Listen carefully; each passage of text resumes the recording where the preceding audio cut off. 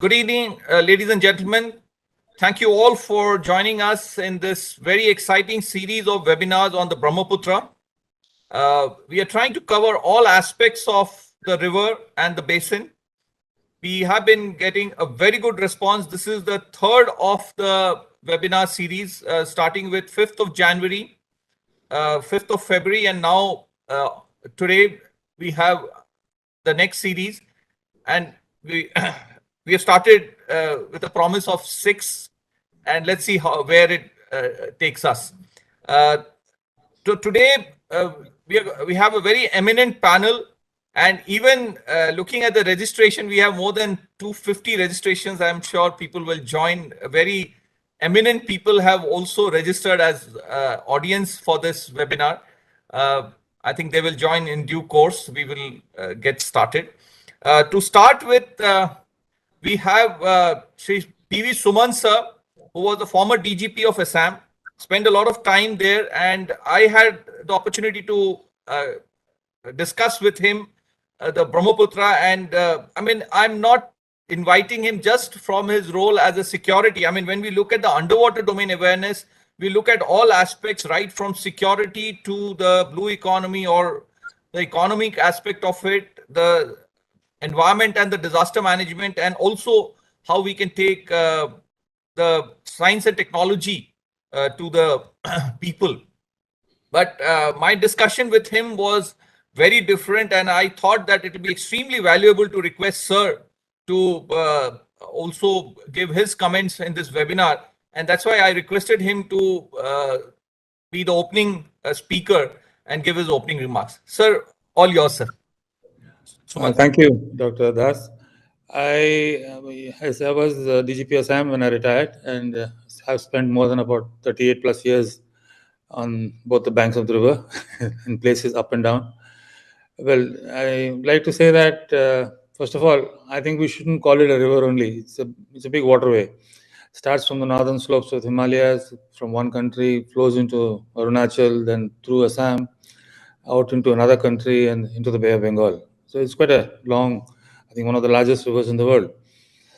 Now, at one point of time, it was a very important waterway. It used to, at least along the Assam Valley, it was used for carrying of troops, for merchandise, for passengers crossing across the river and along the length and breadth. I'm told you had liners going from Guwahati or Dibrugarh on to the ports in the Bay of Bengal, through the erstwhile East Bengal, then East Pakistan. But all that came to an end for a variety of reasons. The most important being that there was a geopolitical sort of a development, in the sense that there was a major earthquake in the area in I think 1950 or around about that period, and the entire bed of the river rose. So what was just a regular river became a sort of a sea. It was very wide, became very wide. Certain places they are more than 15 kilometers wide, and certain places about a kilometer plus, never less than a kilometer, I think, in any part of the river. This had another effect, was that the bed rose, the channels became irregular. You had shallow waters mostly, and you had certain areas where deep channels were there. And this hindered regular navigation. So only the local boatman could ply, who by his dint of his eyesight and experience could make out the deeper portions of the river and take the boats through. And mostly they were all shallow draft boats, and with later development we had this double hull catamaran type of boats carrying vehicles and larger amount of goods. But then still it was a very vulnerable sort of an experience, in the sense that you crossing, which would normally take about an hour, would probably take you around 3 hours, because you are crisscrossing across the width of the river. And linear navigation became a difficult task, as also night navigation. This is an important point which they should consider. Secondly, because of the rising of the bed, and another important factor is that the river is not alone. It is mostly fed with very big rivers flowing from the southern slopes of the Himalayas into the river. There are tributaries all the way from Arunachal right up to Bengal border, major rivers, which bring in a lot of water. And earlier, the river flow could take this input, but then with the depth rising and the river becoming shallow, it could not handle this inflow, and you started having water erosions on either bank of the Brahmaputra. So actually, the floods were caused by the tributaries coming into the Brahmaputra. This led to a lot of erosion of land, but also led to the throwing up of islands in the river. There are a number of islands on the river and land banks along either side of the river. Their habitations have did come up.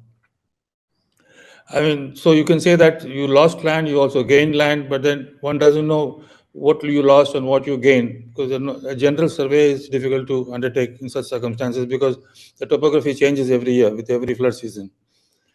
That apart, then because of the shallowness of the river, the fish life became affected.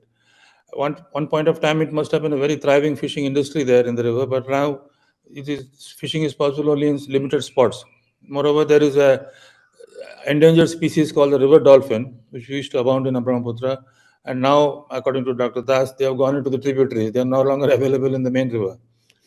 So then, because it's the location of the river and the civilization on either side of the river, on the either bank, there's a lot of boat traffic across the river, which is very difficult to police, because you can only imagine the size and magnitude if you go into the middle of the river. I've been in a single engine boat, the RFID, even a double hull catamaran type of a boat.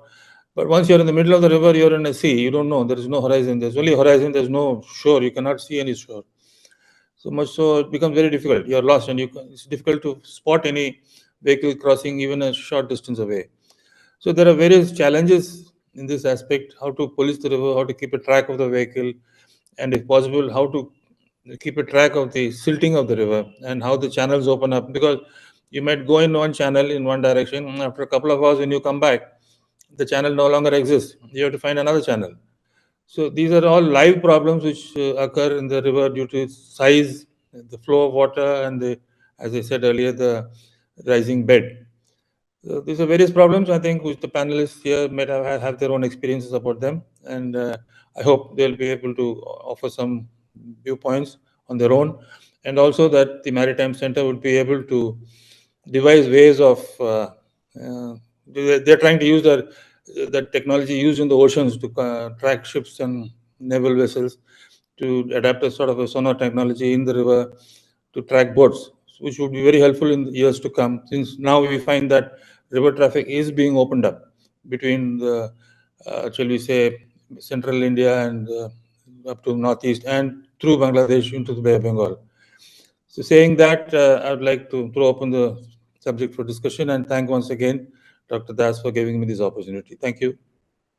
Thank you so much, sir. Definitely a very good opening remarks for us to deliberate on various issues and bring light to the various dimensions of the river, as you rightly brought out. And we certainly have a very eminent panel to follow, and they will definitely consider the points made by you. Coming back, I would like to make a small presentation on what this underwater domain awareness is all about and how it can manage the various challenges and opportunities that we face. And the UDA is just not for the marine environment, as you said, sir. It definitely pertains to the freshwater systems, the river systems as well. So this, as part of this series of webinars, we would like to draw your attention to the underwater domain awareness framework, and I would try to cover under these specific heads. Now, in the 21st century, we are definitely seeing a new global order. India is emerging as a very critical component of the global power play. But this part of the world also has some unique political, economic, military and physical aspects which have to be taken in mind, taken into consideration when we are looking at determining the way forward. Now, the Brahmaputra river and the basin, as you can see, has some very unique characteristics. It impacts 4 countries in the region. This part of the world is also has a very high density of population, so there is a high political relevance as well. And these countries are quite interlinked in many ways. And the geopolitical aspects also does become very, very important. I mean, there are very senior experts going forward, so I'll not go into the specifics of the river and the topography and various other things. I'll keep my focus on the UDA framework. Uh, my request is whenever we look at anything, we must not lose sight of the people, the economy, and the nature. I mean, this covers the entire gamut of things. Whenever we want to look at policy interventions or even technology intervention, it has to serve these three broad categories so that we can evolve something more comprehensive.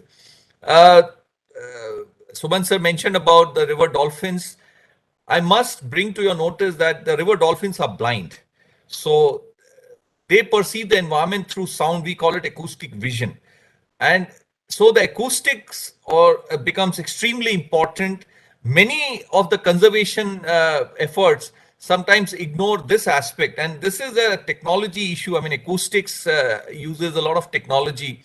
So unless the science and technology firstly comes together, and we recognize this aspect, I mean, now the inland water transport is a very, very significant project, extremely important. I mean, from the development perspective.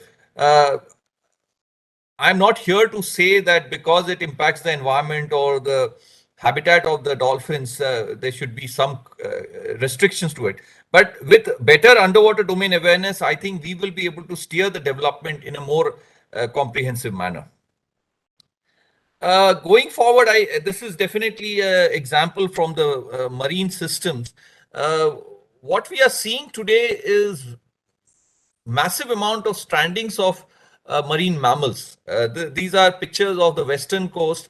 I mean, first is a 40 feet blue whale.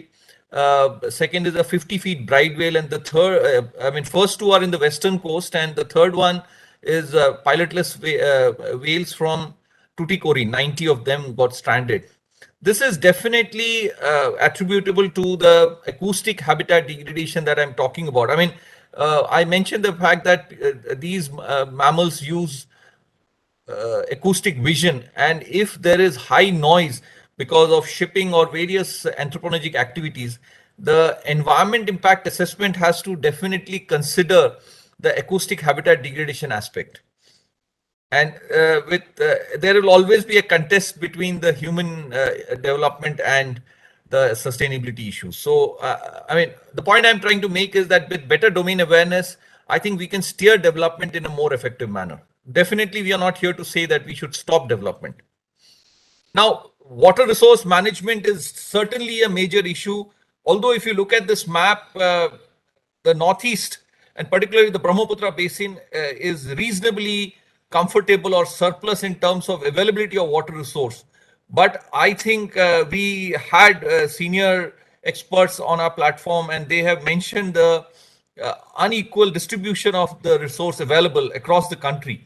And so the nation is going to definitely depend on this part of the world. And what we do to the availability of the water resource in this part of the country or the part of the world will determine our future. The second aspect is the water quality management. That is again very, very important. You can see, I mean, these are published data. The contamination, I mean, for chemical and biological aspects is extremely high, and there is definitely a mechanism required to be put in place where the water quality management is done in a very, very nuanced manner.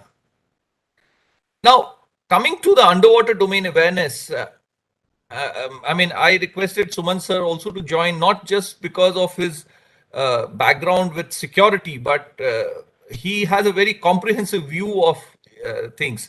But coming back to I mean, whenever we talk about governance, domain awareness becomes a very, very important issue or prerequisite for enhanced governance. The maritime domain awareness is a term that came up after the 9/11 incident in the US, and the American strategic community started using this more often. And similarly, in India, after the 26/11 incident, the MDA became a very, very commonly used term, but the worry here is that it remained a security driven thing, and you cannot drive anything if it is driven by a particular kind of group or a community. And another aspect is the underwater domain requires significant capacity building, or the technology requirements are very complex. So there has to be a focused approach. But can it be supported just by the defense budget? Or, in a democracy, there are limitations of those kind of things. So how do we make it more comprehensive? Typically, the stakeholders are very well known, the four stakeholders that I have repeatedly said. Just to elaborate, we have political volatility in this region, so security will remain a concern, and security does have to be given the priority that it deserves. But also the blue economy, there is a significant amount of resources that are available below the surface of the water, and how we optimally utilize them, keep them sustainably available, is a very, very critical issue, and this requires significant domain awareness. The whole governance aspect. Now, coming specifically to the Brahmaputra, you can see the inland water transport is a very, very important project. There is also presence of oil and gas, and there are a significant amount of oil exploration happening in the region. And it also raises concerns. You can see, sir also very importantly mentioned about the fisheries. Unless we make it more sustainable, and that can be made sustainable only when we have enhanced underwater domain awareness. What tools we use, I think we'll have to discuss it in more details. Similarly, now with the growing activities, there is also a concern of acoustic habitat degradation. And even including the inland water transport, many of these big projects are funded by the major banks, and they have a separate budget for environment impact assessment.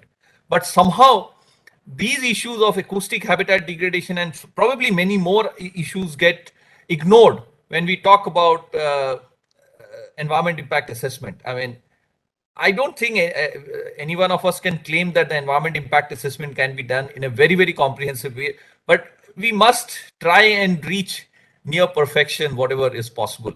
And these are the Northeast is very, very vulnerable in terms of disasters also. It's an earthquake, seismic prone region. So what is our preparedness for disaster management? It will be too much for me to say that we can prevent a natural disaster, but with with early warnings, we can definitely minimize the loss of life and property. So when we are looking at such major projects, what is our mechanism to have these kind of systems put in place? You can see, Northeast is extremely flood prone, and in spite of the river passing through the state, if you just look at the map, it's amazing to see the way the Brahmaputra river cuts through the entire state. Somebody said it divides the state and also connects the state.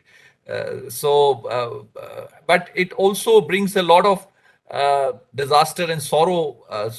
But at the same time, there is so much more that we get out of the river. We've had Dr. Bhupen Hazarika writing so much about the river, and most of his work is dedicated to the river. This is only a tribute that he pays to the river. So how much more the community has benefited comes out of that kind of work. Now, science and technology. How do we bring more and more science and technology into the UDA framework is also something very, very important that we need to keep track of. This is the framework that we have proposed, and now it is definitely getting some traction at the highest level. You can see the four faces of the cube, which represent the four stakeholders that we mentioned. That is the horizontal construct, and each of them may have their own specific requirement. I mentioned about the technical challenges also. The tropical waters have very specific technical challenges. The sonars, I can tell you from my Navy's experience, the sonars that were developed during the Cold War era, they were developed for the temperate and the polar region. Just to give you a sense of the numbers, a sonar that gave 32 nautical miles is the performance in the temperate waters in the Greenland, Iceland, UK gap. when it comes to India or the tropical waters, the performance degrades to 5 nautical miles. So irrespective of what application, whether it is a security application or a inland water transport application or whatever you want to application you talk about, with such poor performance of the sonar, which will be used for acoustic survey, we'll hardly get much result out of it. So definitely there is a requirement to focus on the acoustic capacity building. I mean, typically what we see, there are multiple foreign firms or foreign experts coming and trying to solve our problems. And I think over so many decades, we have seen many of those problems remain where they are. And we end up, I mean, we are a definitely developing nation. We end up spending a lot of money from, the limited resources that we have, but the problems remain where they are. So definitely there is a requirement to have indigenous effort and take things forward.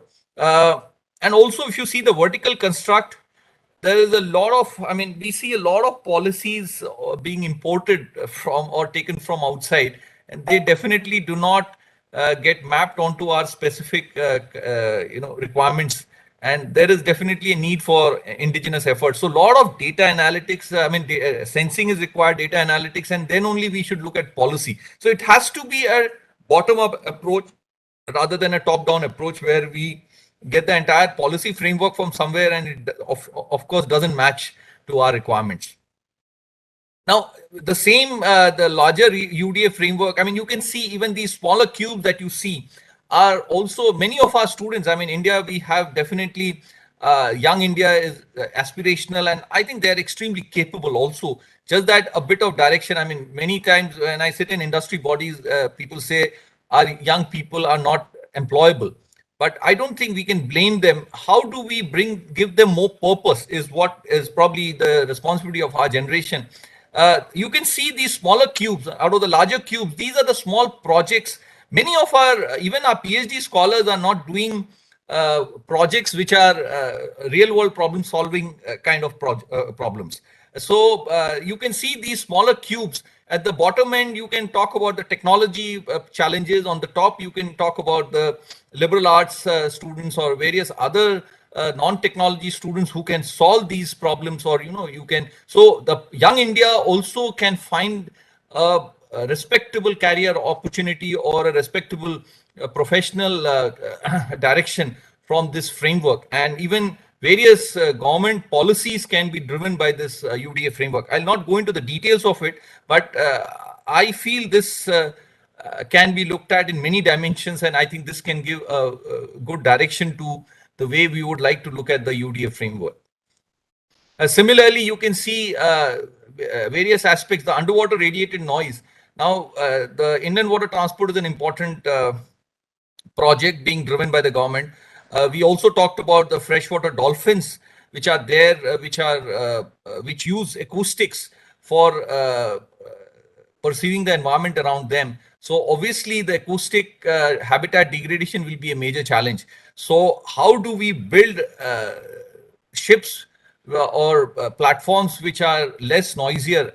And the same technology also is required by the security agencies to make their boats less noisy. I mean, in the Navy, it is a very important thing, but I think slowly from a security perspective. So the same technology or the same capacity building can help multiple stakeholders is what I'm trying to represent. Similarly, for sediment management also, various stakeholders, whether it is the water resource management, our dams are silted to more than 50%. Most of our dams are silted to 50%, which means there is less storage capacity, and during the monsoon also we have a problem, and during the dry season also we have a problem.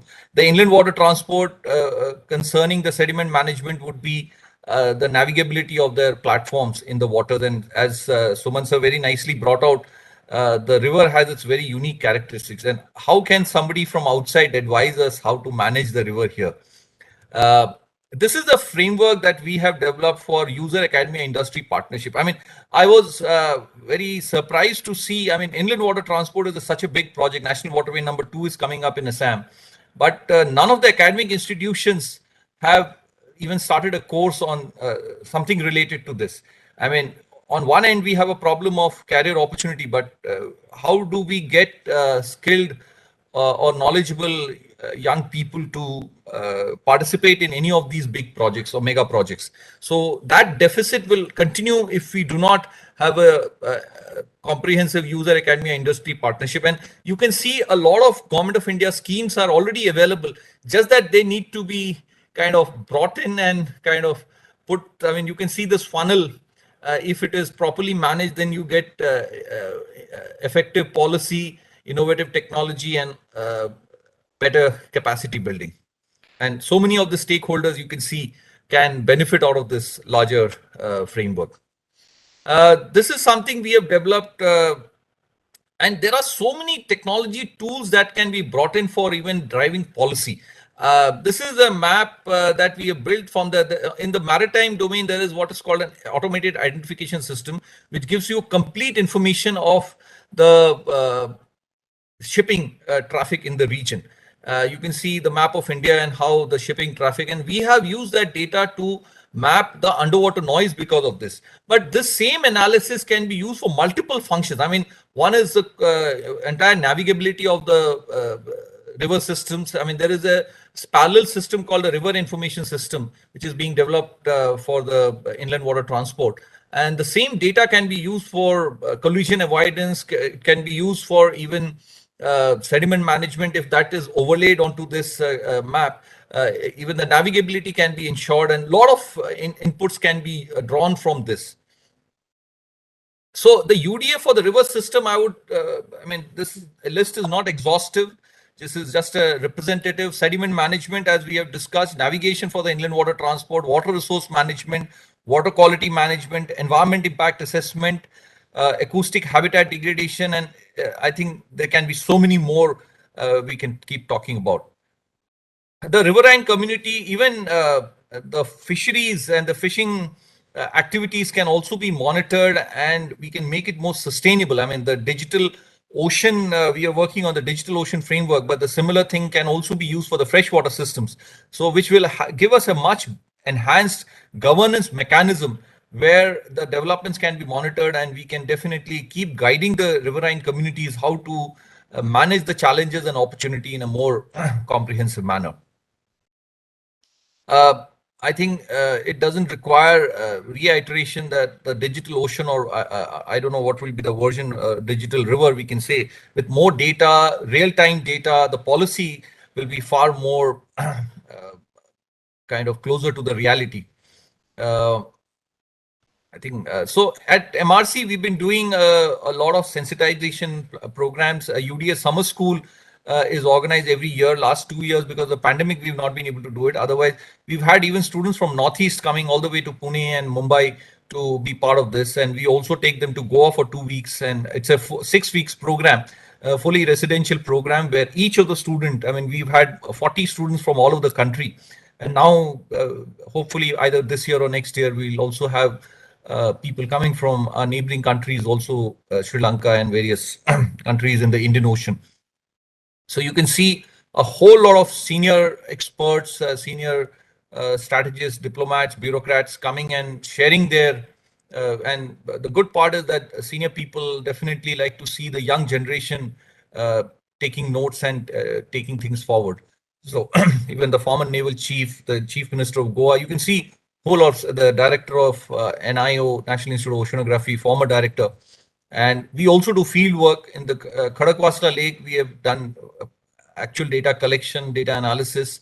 You can see we have hired boats, put equipments, and collected data. And there is also a PhD student who has finished her work, and that data is now being analyzed for various other applications. You can see various instrumentations being used, and also actual going down and collecting the samples to validate whatever our findings acoustically.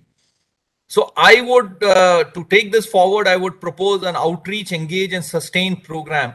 And also, I mean, outreach is these webinars where we try to sensitize different stakeholders, policymakers and practitioners on what the nuances are. And then we try to engage in terms of, on one end, fellowships and internships for young students, and also on the other end, reaching out to the stakeholders and various decision makers on how we can contribute to their requirement. And in terms of sustain, build up projects which will give us a long-term association with these entities and these stakeholders. The model of the Center of Excellence is a little different. What we have proposed, a research center which will do multidisciplinary research in under one roof, incubation center where all the innovative ideas, we keep having very good students coming to us from various premier institutes doing very innovative ideas. Skilling is very important. We don't have much time. To tell the audience, our skilling program has already been approved under the Pradhan Mantri Kaushal Vikas Yojana, and also our programs have been approved by the AICTE, All India Council for Technical Education. So these programs are now getting implemented in various academic institutions, and also a policy center. So all the 5 things under one umbrella to kind of comprehensively drive this aspect. So thank you so much for your patience. And now I would request Dr. Thareja sir. Sir needs no introduction, and I had the fortune to interact with him very closely, and his understanding of the rivers. I mean, he was the chief engineer at the Central Water Commission, many decades of work, but my experience has been he has a very minute eye, and he has a very deep understanding of the entire water resource issue. And I have requested him to talk about dams, the past, present, and future. So, sir, the floor is yours. Thank you very much. And thank you, Dr. Arnab. It's always good to be a part of this kind of a diverse group interactions. And certainly every time I participate, I learn out of this experience. And that's what drives you in your profession as well. The subject given for today's discussion is challenges and opportunities of big dams, past, present, and future. And I'm sure that this will interest us all.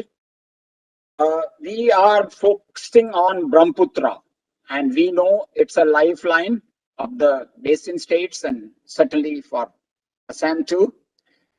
And it provides endless opportunities, and one has to go through the challenges to avail those opportunities. And we all know that end objective is safe, secure, and sustainable. I must share that what I have listened to the speakers who have spoken just now, sediment is one of the factors which is vital to understand, and I'll speak on that part right now. And again, we all know that dams are one of the ways to tap opportunities. These are one of the ways. Again, I repeat, and it's very important to appreciate that nature is so kind always to give you opportunities and give you specific locations, that these are the locations where you should use me. River says that. And if we defy those locations, then you'll have to go through additional challenges. And I'll show you that the controversy which is there of small, medium, big is all unfounded. It's a nature which decides a location. Look at this, is a typical reach of any river. And I have put some zones in this river stretch, almost 50-kilometer stretch I have shown. Each zone demands a particular type of a development, a particular type of a dam. Like the lowermost reach, zone 4, is going to favor a big size storage structure. Whereas if you see zone 2, you cannot have that big size storage. It's a very steep stretch. And then again at top, you have flatter. We have seen this kind of a gift nature gives you all along the stretch. And you have to always respect these stretches. And it's nothing like you should have made a small dam, you should have made a big dam, or why a small or a big. So that's what I want to stress upon.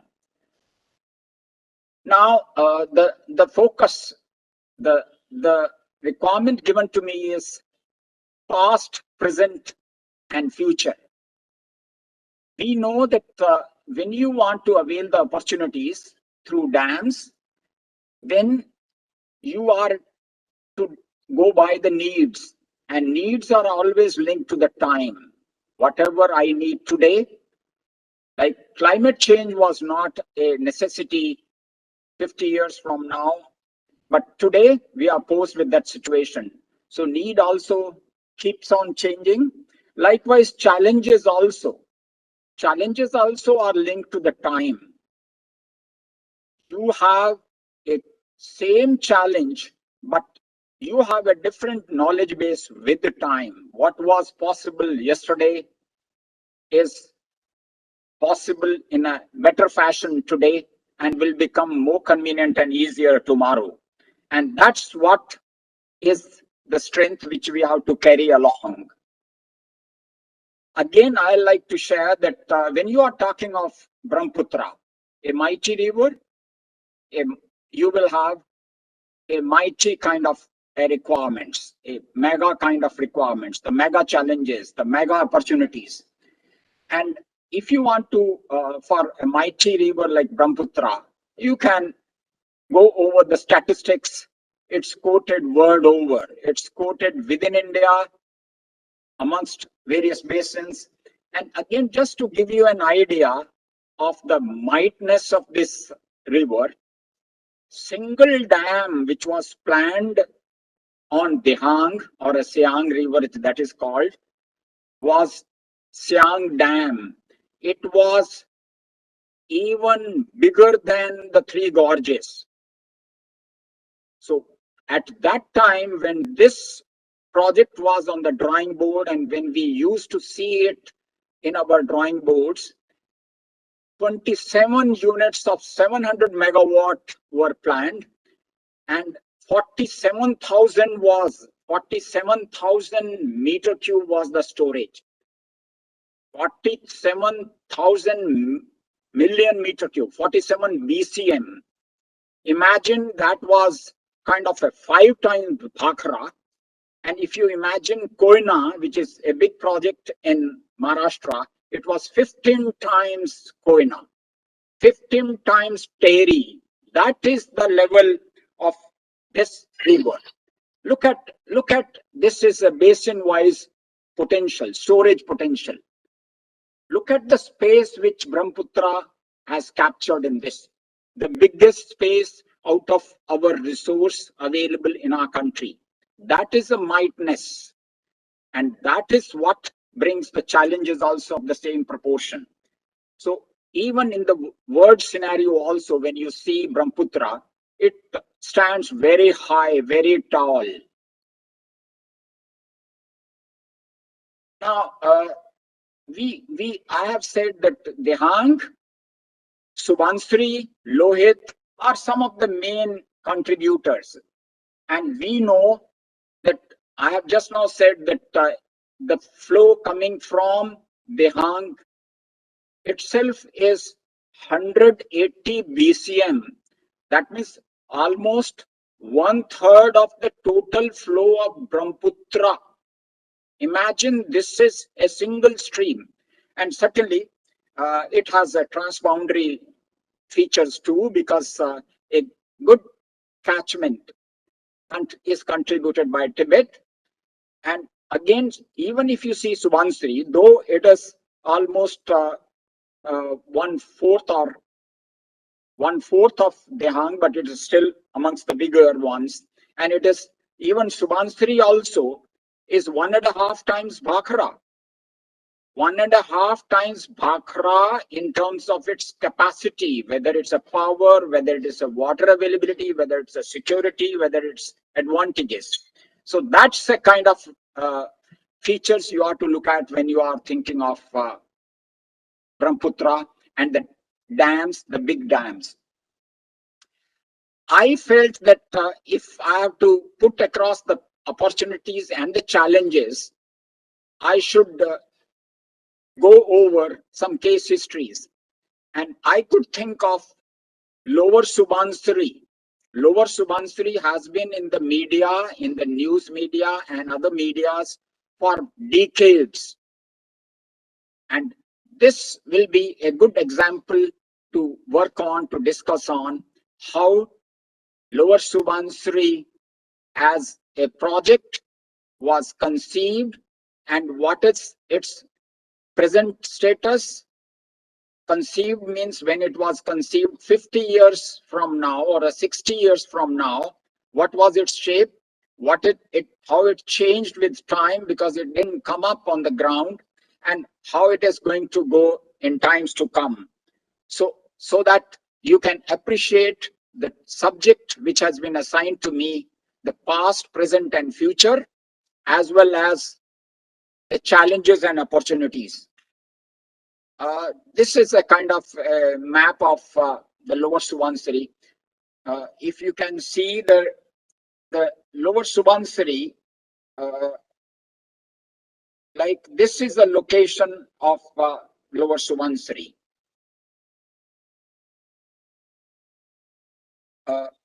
So you have in Lower Subansiri, I said it was in the news for almost many decades. Then what was the reason? What was, because it's a dam which is partly located in Assam and partly in Arunachal, and Assam ultimately has to experience the flows coming out of the dam. They were concerned and they were suggesting that we should have an uncontrolled overflow reduced height dam. The dam proposed in the Lower Subansiri was almost 120-meter height and 120. You can imagine that Koina is almost of the similar height. So it was of that height. It has the capacity equivalent to Koina, the Lower Subansiri itself, because single Subansiri was broken up into 3 dams. And I'm going to talk about the Lower Subansiri to bring home the point that what are the opportunities, what are the challenges, and how the past, present, and future are linked to handling those challenges. Now, Assam said that we want an uncontrolled flow because they felt that a dam with its control will create some uncertainties for us. It can lead to some accidents, it can lead to flows which will damage us, and we will be kind of suffering from perpetual problem of floods. That was an argument put forth by Assam, and I'll share with you that it was a chance that the issue went to arbitration. NGT Calcutta was assigned this job, and I happened to be one of the experts inducted in at a very late stage to give my opinion to the NGT. And I'll share with you that after giving my view, I'll share what was the view given and what was the initial project planning. The good part is Assam appreciated, and the appreciation came from Assam only from the consideration that ungated is not the optimum solution. Instead, deep gated. Just a moment. Ungated is not the optimum solution, and what you need is a deep seated gates, and that is the only option, if provided within the dam, then you will be able to have sustainable flood management, which is the objective of Assam. And then you will have the possibilities of taking care of the climate change concerns. It will give you a right water security. It can handle all kind of dynamic demands. This is the strength again of Assam, that they could appreciate this part. And how this was kind of convinced, I'll share with you. This is a typical section of the river at the dam. And the change is that initially Assam wanted, conventionally in the past you have seen river used to be taken over the dam. It used to be routed over the dam and it used to flow downstream. But the technology and the present trend is that you take river through the dam. You take, again, the point to be appreciated here is you are taking river through the dam. Look at such a mighty river. You have to design, you have to plan your dam in such a way that it flows through the dam. And this is a dam where river is going to flow at mid height of the dam. That means 60 meter from base the river will flow. And the approach is how to do it.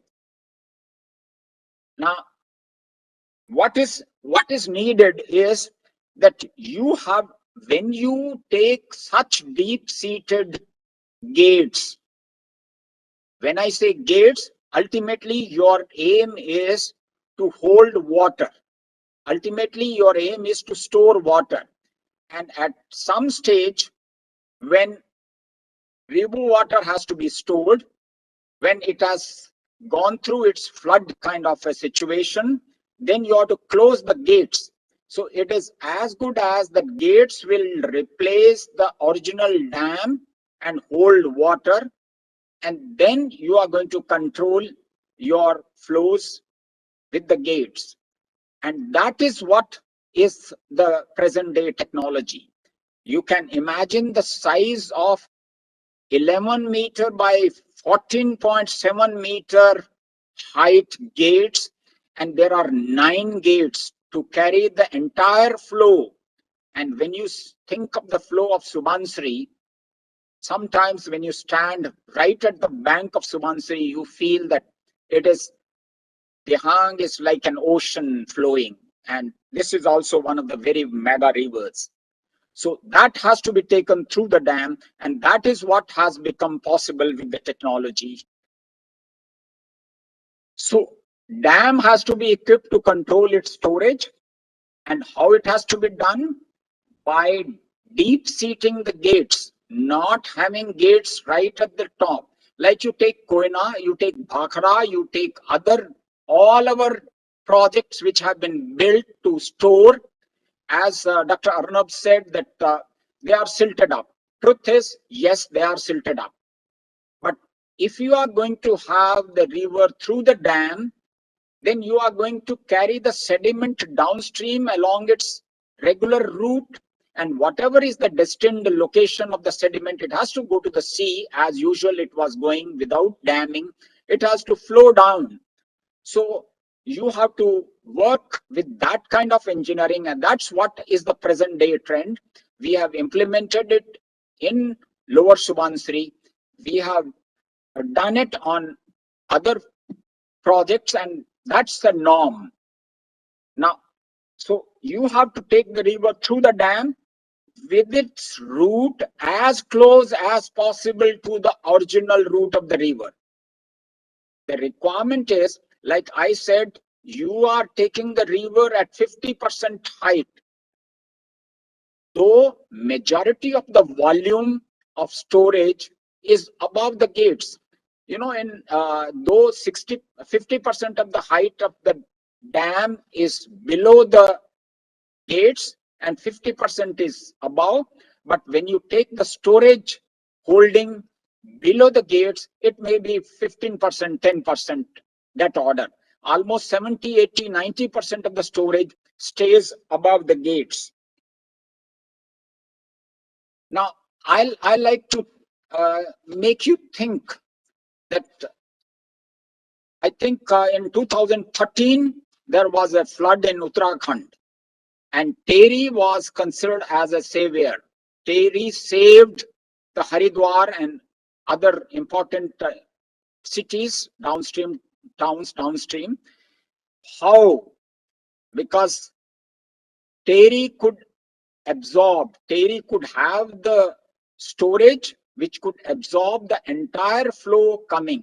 Likewise, when you have the low seated or a deep seated gates, you can empty the reservoir with a warning, keep the space empty to hold the uncertainties or hold the flood. Climate change, intense flows, you can hold, and then you can fill it up. Again, there's another pointer here I like to say. Kerala floods. We could not say why, because once they were filled up closer to the end of the monsoon, and if a monsoon event comes unnoticed, you have no way to create that space, because all those dams are with flow with gates right at the top of the dam, not the way we are now provided in Lower Subansiri. That's an important point. So Kerala kind of a situation happening again will create the same situation in Kerala. But if you can make provisions of deep-seated openings, large size openings, so that a big part of the river flows can be taken downstream, then you can address a repeat of Kerala or a repeat of Uttarakhand, or even floods in Brahmaputra. Look at the future trend. This is what China has done. This is St. Mancia Dam on Yellow River, and Yellow River is known for sediment management, sediment quantities.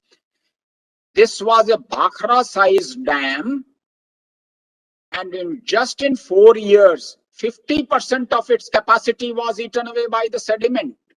50% of its capacity.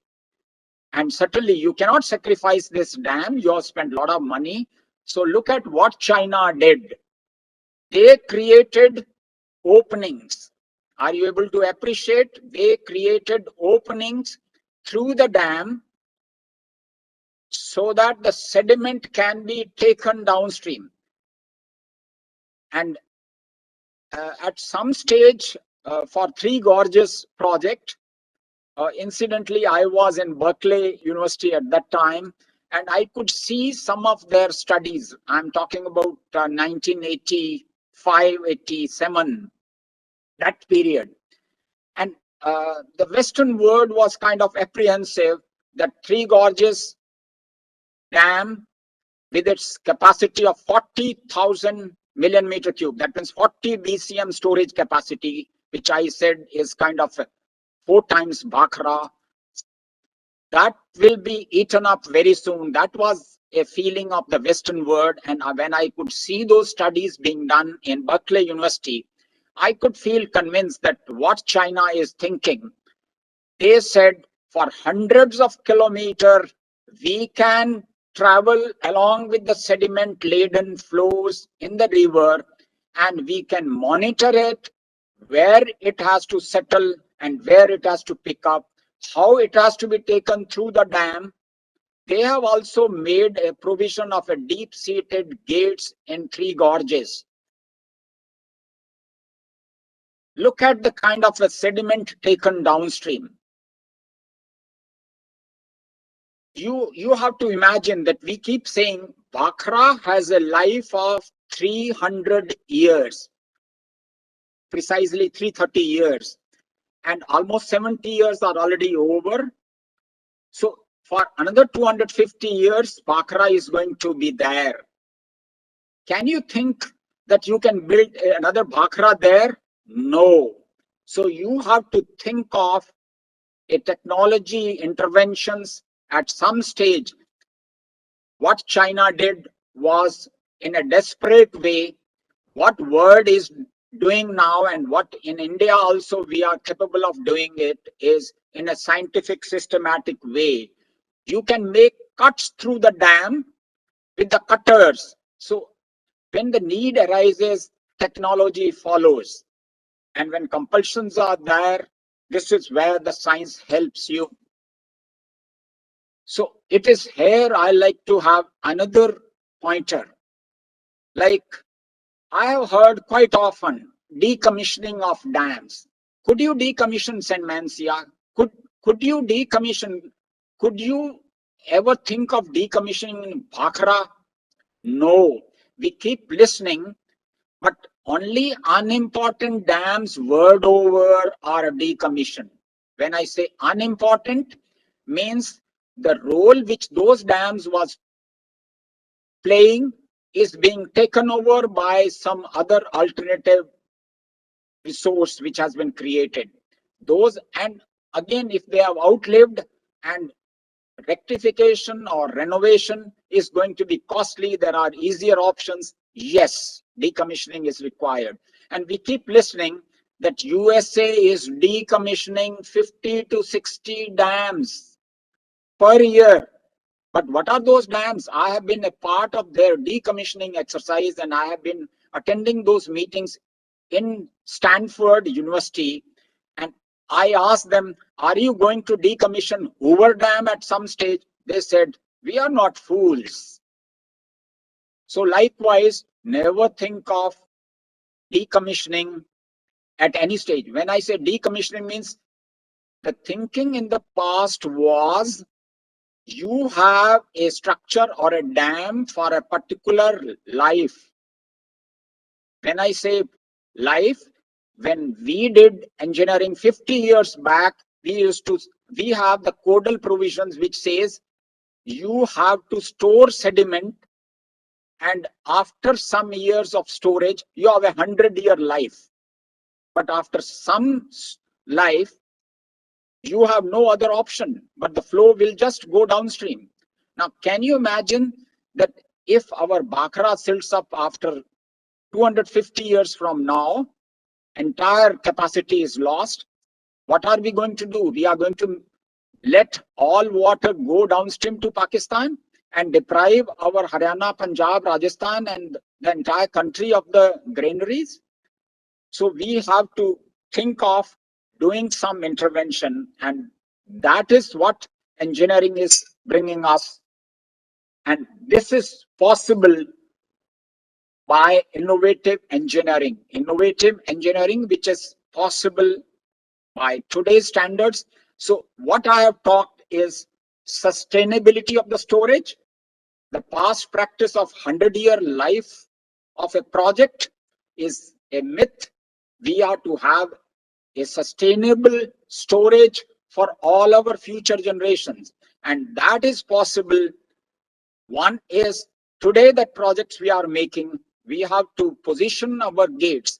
And when I say, there was a time we were kind of a 3,000, 4,000 ton thrust capacity for the gates. Now it is kind of a 10,000 tons. Lower Subansiri is one of the upper end of that. And word is, because as the material, as the technology is growing, our capacities are improving, and we are able to work on it.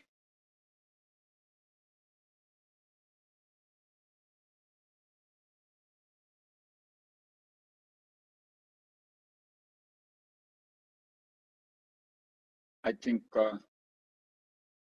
so. I think it's not moving forward. I'm coming closer to my talk also. So what I want to convey a message here is that past was with, and the difference that has come is from sediment management.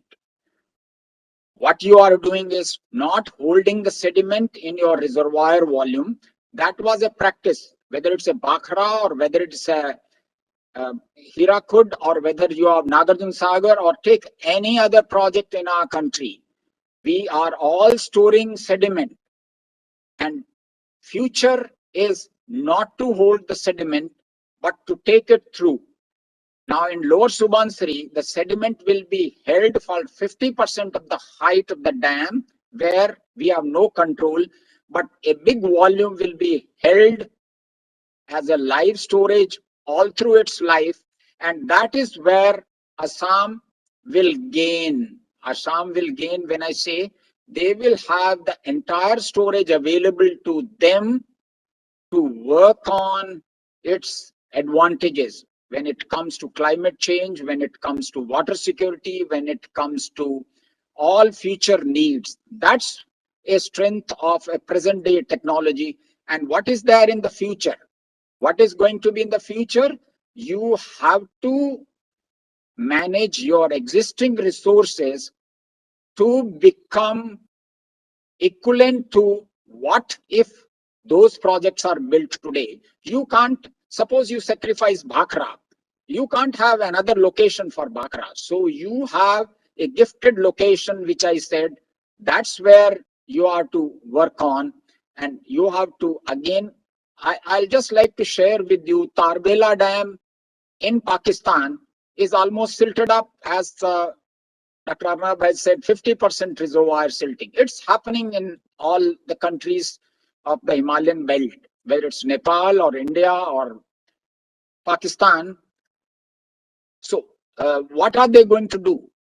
They were analyzing, and they found the cost of rehabilitation of that project is much more than. So that's why the Dimer Bhasha is kind of a new structure being envisaged to tap the resources. So they had an alternative, and possibly at some stage when the cost of reclaiming Tarbela will be cheaper because technology makes that possible, and you can handle that. But you have to make sure that you don't store the sediment first. Only China can have a situation, has that freedom to have a situation like I showed you St. Mancia Dam. We can't have that situation. We have to not store, but let the sediment flow along with it. And certainly the volume that we are going to create, the storage that we are going to create, is going to be handy for our navigational requirements also. Because after all, whenever you don't have the draft, adequate draft, you have to supplement it with the flows coming from this kind of a storages. So all the future requirements can be met effectively if we adopt what is available today. That's why all our practices are moving towards a sustainable development. This is what I am suggesting. This is what is a sustainable development. I like to share with you another example of a Greater Shillong project. It's a Greater Shillong is a water supply project. I used to visit it. We know that Shillong receives the highest rainfall of the country. But you visit Shillong sometimes in April and May, you find people are with the buckets, and I used to think, why? And then I went into the detail, and I found that their reservoir is silted up. So what I did was made one reservoir there with 25-meter high gates. When I could see Itaipu Dam in Brazil of that height gates, I felt, why can't we do it right in Shillong? And after making the deep-seated gate means entire dam for some stretch is cut to provide gates, and when the sediment comes, you open those gates and let the sediment flow out, and the rest of the time you hold the water and you enjoy for all times to come. You have nothing to lose in the process. And this is what is the focus. And the sediment management studies, the hydraulics, the hydrodynamics is progressing at a very fast pace, and that's what is going to drive our future working in big dams. Thank you very much. I think I'm open for all kinds of further questions if there are any. Thank you so much, sir. It is extremely a pragmatic approach, and what I liked always talking to you is that technology should give options, and rather than becoming a challenge. And in policy making, there is so many balances that one has to do. And if technology provides options, then it definitely becomes a tool or enabler for enhanced governance. Thank you so much, sir. Now, I would like to invite Ashok Kumar Kharia, sir. He is presently the Chief Engineer at the National Water Academy based out of Pune. He has vast experience. He has been part of the Central Water Commission for a long time, few decades, I would say. And he has been instrumental in some very, very important projects. He has been actively involved in constitution of the Northeast Water Resource Authority, which is a very, very important organization when you talk about the Brahmaputra also. And my request to sir is to talk about the capacity building challenges and opportunity. Your presentation, sir, please. Thank you, Dr. Das. After a very, very enlightening and riveting presentation by Dr. Thareja, let me share my screen. I hope you like it. Though, as I am told that particularly this series is going on since last 2 months, and this is the third in the series. So this is basically Brahmaputra river basin. It is a huge, mighty river and very large basin. You can see contributing, the water is being contributed from China, Bhutan, then India, and then Bangladesh. Some of the features, it is originating from 5,000 meter MSL at Yangtze Glacier of the Kailash Range. Now the percentage wise catchment area distribution in Tibet Autonomous Region, China, that is more than actually 50% from there. Then length of river in there is 1,625. India is contributing 33.5%. Bhutan, entire Bhutan actually is draining in Brahmaputra 7.75, and Bangladesh 8.1 percentage of the total catchment area of the basin, which is 5,80,000 square kilometer. And similarly, length in 3 countries, China or Tibet Autonomous Region, India, and Bangladesh also are given 56%, 32%, and 12%. Total river length is 2,900. It is in fact third largest river in the world in terms of annual flow. And you can see the state-wise distribution of the catchment area. Maximum is in Arunachal Pradesh. Very, very minuscule part of Manipur is also draining. And Sikkim is draining in entire Sikkim, Arunachal Pradesh, Assam, as part of Assam, and Nagaland and Meghalaya. 22 tributary join in China, 39 in India, and 3 in Bangladesh. That is the kind of situation.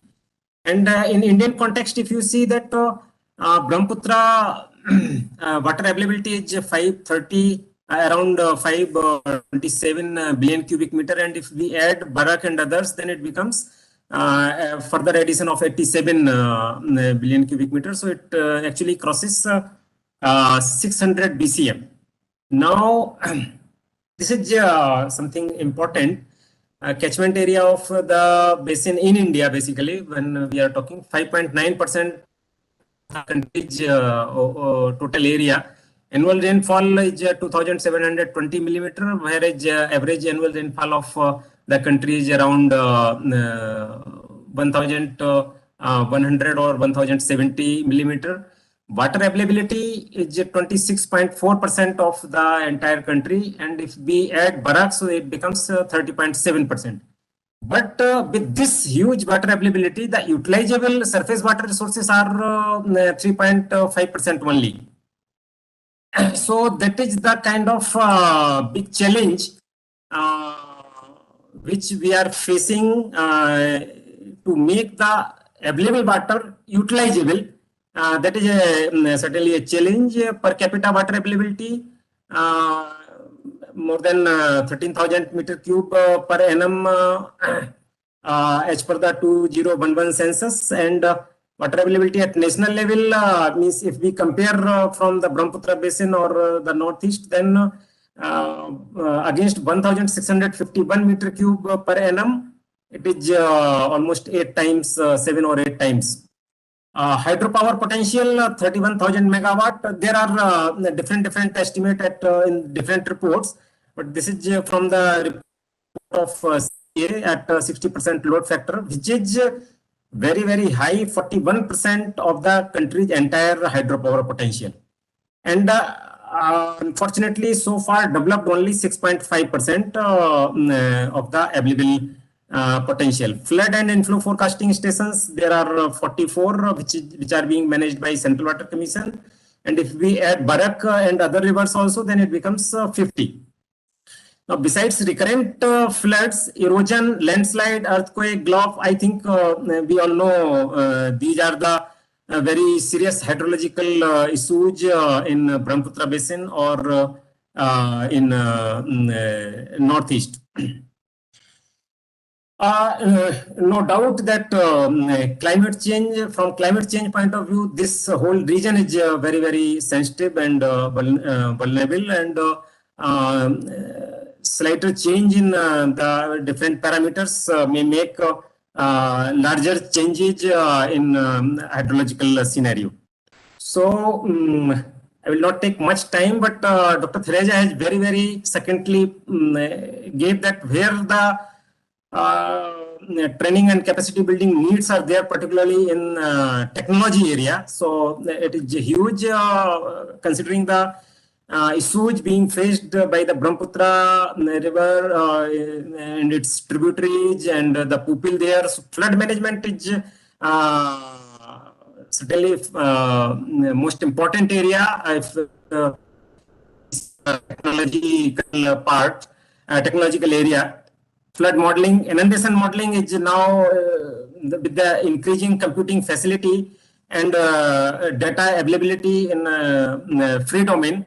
So now inundation modeling can also is now possible, and the various agencies, particularly Central Water Commission, is engaged to develop such kind of models so that it can give the what kind of water depth will be there in during the time of flood and for how much time. So that will be very important. In fact, Central Water Commission has an arrangement with Google also, wherein such type of models are being developed, and with the technology available with Google, so it is the information is being disseminated to the targeted pupil.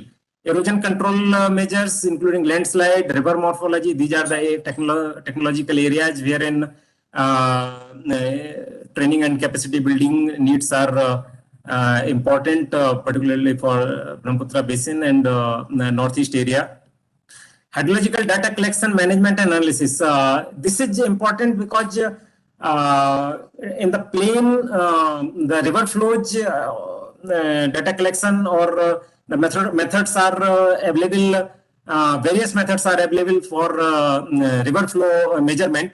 But in the hills, it is really very challenging because of the steep slope, high velocity, and then one bank is approachable, another bank is not approachable. So with the available methods, it is being very difficult. And technological developments, research and development is also required, as well as training is also required in hydrological data collection in hill terrain particularly, and then its management and analysis for the various purposes, including climate change impacts. Now, project planning, implementation, project planning and their implementation using GIS and remote sensing tools. But the ideas which were given by Dr. Thereja, that large size gate or deep sluice or underwater sluices can manage the sediment better in the project. So those kind of ideas, not only the ideas, but they are now in practice. So they should be basically contribute to the technical areas. In fact, as he was suggesting that 40 years back, 30 years back, whatever technology was available, so at that point of time, the challenges in the water sector were addressed using that kind of technology. But nowadays, we can think of very large dam, concrete dam as a large dam. Otherwise, like Bhakra, Rockfield Dam, otherwise, for when the height of the dam is increasing, so generally people will be thinking that let us go for Rockfield Dam. But now with the available technology, fast computing servers, and one can attempt 3D analysis of the structures, and very accurately can see that what are the implications of different scenario, and can design their systems accordingly. So that is the very, very important training and capacity building needs, which will cater for the development of water resources in Brahmaputra Basin and Northeast. Now, social areas and mass awareness, these are also very important. Flood response, traditional methods of flood management, and communication during the flood. I have experienced, I have been posted in that area. So I have experienced that people, community forming their own WhatsApp group or other groups, and the person in upstream of the river, particularly even from other countries like Bhutan also. So people from Bhutan, they are communicating to the people in the lower area in Assam as well as in North Bengal, that this kind of rainfall is occurring. So you take care, and people are benefiting by that information. So the communication with the available technology, that is also very important, and mass awareness can be campaign can be very beneficial for the people in that area. Environmental awareness, especially right knowledge of impacts due to project, that is very, very important, because as Dr. Thareja was in his presentation, he told that Lower Subansiri is in discussion, or in fact the project was stalled for a very long period because of lack of right kind of knowledge dissemination. So that is important. Interlinking of project have also been planned. Two interlinks have been planned from to take water, because to make the available potential as utilizable water resources, interlinking is, has got its own importance, and unless we don't take that water from there and utilize in the basins which are deficit basins, then the utilization, the percentage of utilization will not increase. And of course, climate change. Water quality is also important, wherein mass awareness that how to treat and what kind of, particularly for groundwater in Assam. So there are issues, and those are the capacity building and training needs, and particularly in mass awareness. Now, one or two couple of slides regarding NWA, National Water Academy, which I am heading. So this academy was established in 1988, and in we were having around 1,000, near about 1,000 trainees per year, and all the programs were being conducted here in offline mode or in classroom mode. But after this corona, we switch to online mode, and with online mode, actually there is a very sudden jump in the beneficiaries, because now there is no boundary and people are not required to come here. So people are enjoying our training programs online, and even the technical programs like program on QGIS, watershed management using QGIS, Google Earth Engine, and other programs. They are more than 500 people are getting registered. And in mass awareness, basically, particularly one program for school teachers that is hugely popular, and in one session we get registrations from 2,500 also. We are into programs for Panchayati Raj institutions and media professionals. So all kind of programs are there, besides basically the high-end technology programs. This I will not talk much. These are the kind of training programs. One can always see this slide. I can share if somebody wants. So all kind of pedagogy we are using for disseminating our program. Mainly we are for the cadre training program of the cadre officers. But then mass awareness and other areas we are we have entered in a big way, particularly with this online programming. Thank you very much for listening me. And I have been posted in Guwahati. I was interacting with China for receiving data, and interacting with Bangladesh for disseminating the flood data. So I have got the experience of that area for around 2 years and 8 months. I really enjoyed working there, and I hope that this webinar series will bring such kind of recommendations, suggestions to the right kind of authority, so that the water resources development get right kind of direction within the government circle.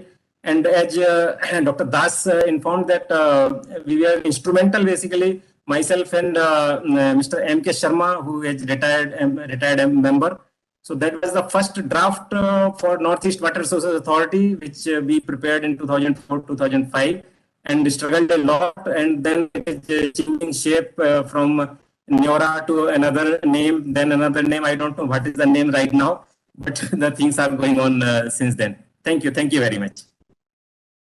Thank you so much, sir. It was definitely very comprehensive, and given your participation and your present assignment, I think it is very important for us to get your views on the capacity building aspects. Thank you so much, sir. I want to just inform that we will have about 5-10 minutes of interaction at the end, so that we can ask questions also to the present speakers. Going forward, I would now request Dr. Fauzia Taranum, ma'am. She's an assistant professor in the Department of Regional Water Studies in TERI, School of Advanced Studies. It's a very unique combination. Ma'am is an engineer to start with, but then she did a PhD in governance issues. So I think a very, very fantastic combination. And ma'am, we would like to hear from you. Thank you so much for joining us.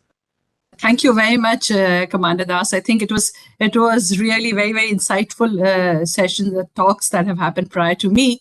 A lot of things have been covered, so I'll try to skip those in the interest of time, and I'll quickly share my screen and start my presentation. So good evening, everyone, and I will be covering a little on the water governance challenges in the Brahmaputra Basin. So to begin with, what is water governance? And I think very beautifully, Dr. Arnab had pointed out in the beginning, the triple bottom line approach that he spoke about, that people, planet, and profit. So yes, water governance, when we talk about, we actually refer to all these aspects to be put together when we are looking at resource management. It determines the equity and efficiency in water resource and services allocation and distribution.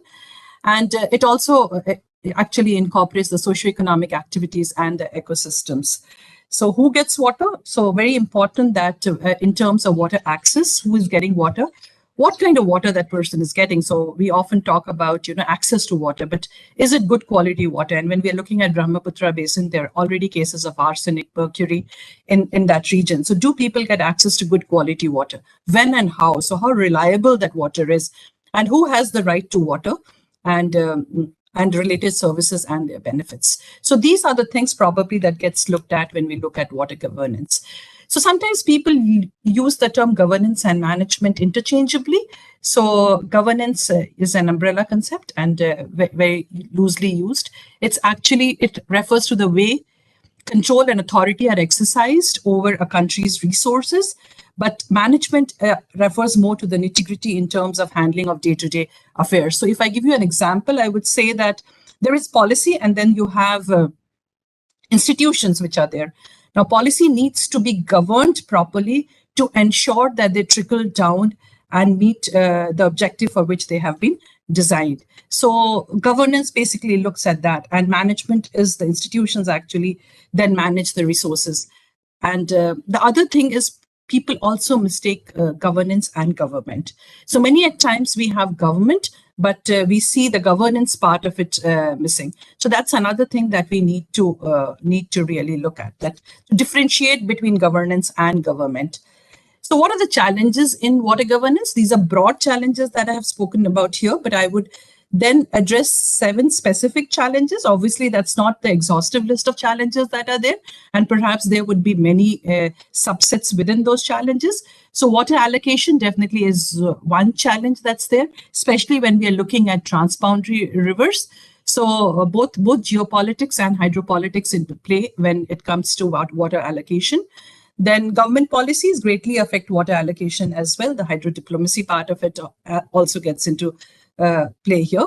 Then water conflict, the transboundary water issues that are there, I think it has been highlighted. Dams have been very extensively spoken about by Dr. Thareja, and that brings out actually the transboundary, water issues that happens when somebody builds a dam in the upstream. How does it really reduces the water flow in the downstream? So what are the challenges? That's one example. Then even at a local level, upstream and downstream problem of water. And of course, socioeconomic, again, actually, when we look at people, they're a very diverse set of people who are there, and there are power dynamics that play at the local level.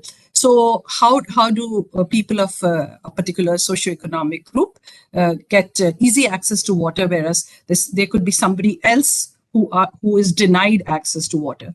And institutions and actors, again, you will have large number of actors who are there. For instance, if we look at water, the Brahmaputra River itself and the Brahmaputra Basin, so we do have the national government at the center, which is looking at it because it's a transboundary river.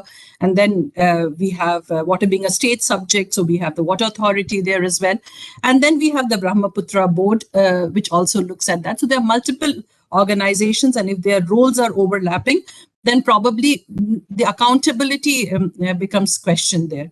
Poor resource management, corruption, bureaucratic inertia, insufficient human capacity, shortage of finances for investment, and lack of long-term sustainability plan or water infrastructure. So normally even, the approaches are very fragmented.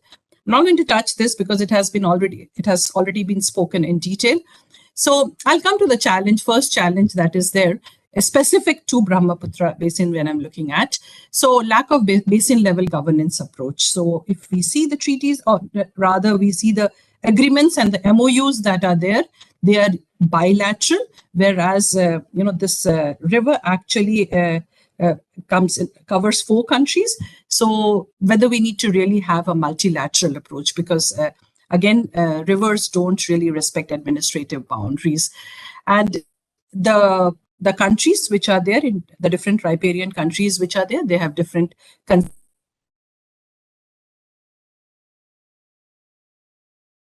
being in the middle riparian country, it has a problem like with it has to really deal with the upper as well as the lower riparian countries which are there. Governance as per the respective national. So right now what happens is like each country is governing the water based on national water policies that they have, because we really don't have an overarching transboundary water policy that's there. And disputes around river, again, since it flows, the river, it could be intrastate, it could be interstate, it could be transboundary, as well as it could be intersectoral dispute in terms of apportioning of water among the competing users that are there. So, and there is another thing that we always forget when we are looking at resources. We always look at the formal government structures which are there, or formal institutions which are there, but we need to also look at polycentric governance. That means there are local power structures also there, which are there. In these bases, there are non-state actors who are there, who have been looking at it in entirety, but probably we need synergy between these organizations and the national organizations at across all 4 countries which are there. Just wanted to show you what is polycentric environmental governance. I'm not going to cover it in detail because it's a detailed topic in itself, but we need to just understand that within our formal framework of governance, there are a large number of informal framework of governance. For instance, traditionally we had concepts like in irrigation, we had concepts like bhaichara, or we had shechpali, which were probably, a water sharing mechanism, which was set up by people. And it's very important that we understand what are the local governance mechanisms also when we are looking at governing resources. Bilateral instruments, I was just talking about bilateral instruments. So when we look at China, probably we just have an MOU with China that is there. And that also they shared data during the flood season. Obviously, that's not enough for us to monitor our rivers. We would definitely need data during our dry season as well, because that's the time, during the lean season, the flow in our rivers reduce. So probably that would also be equally important. So with Bhutan, again, Bhutan, the situation is much better. It's more friendly. That's there. A lot of hydropower agreement we have. India has assisted Bhutan in also setting up hydropower. Then when we look at Bangladesh, again, we have the Joint Rivers Commission 1972, because we share 54 transboundary rivers with Bangladesh. And then we have the Tista and the Ganges agreement as well, and the Farakka Barrage agreement that's there. The second challenge is about the reductionist approach that I would like to really highlight here. So the approach towards water in itself is more technical or technocentric that we talk about. So it revolves more around structural engineering or neoclassical economics. Like we look at, okay, there's a need which is there, and let's augment the supply to meet that need. So demand side management sometimes we are unable to do, but at the same time, I think since the Dublin Commission that was there in 1992, we have been talking about a lot on integrated approach to water management or demand side approach to water management. So if we look at our policies, probably we see that in our national water policies, we do have these words included in it, but in spirit, we are yet to really achieve that. And our Sustainable Development Goal, SDG 5.6, actually, which is categorically says that I think this is just got reversed. It's 6.5. So I'm sorry about the typo. By 2030, implement integrated water resources management at all levels, including transboundary cooperation. Also, let's understand that water actually gives us it's such a cross-cutting issue that actually it touches upon all the 17 goals. So what we're talking about, if we start visualizing, we'll see that from goal 1, to poverty to zero hunger, to the last goal that we are talking about, partnership, or the 16th goal that we're talking about, peace, probably everything cuts across when it comes to water. So river, we should not look at it in isolation, but we should look at it as a socio-ecological system where there are users who are continuously interacting with that. It has got resource units which are there. And I think fisheries is one resource, the fish, the aquatic life that we spoke about. It's one resource unit that is there. And probably Dr. Arnab has already spoken about it, so I will not cover. So we really need to look at those resource units. And he very beautifully highlighted also about the acoustic habitat degradation that's there. So that's something that we need to also look at when we are looking at managing our water resources. The third challenge that I would highlight here is the institutional void that's there. As I mentioned, that water is a state subject according to Indian Constitution, and but the Union government definitely has a role, especially entry 20 in the concurrent list, economic and social planning provides that all the major and medium irrigation, hydropower, flood control, and multipurpose projects, they should obtain clearance from the union government, and it has to be sought under Forest Conservation Act and Environmental Protection Act of 1986.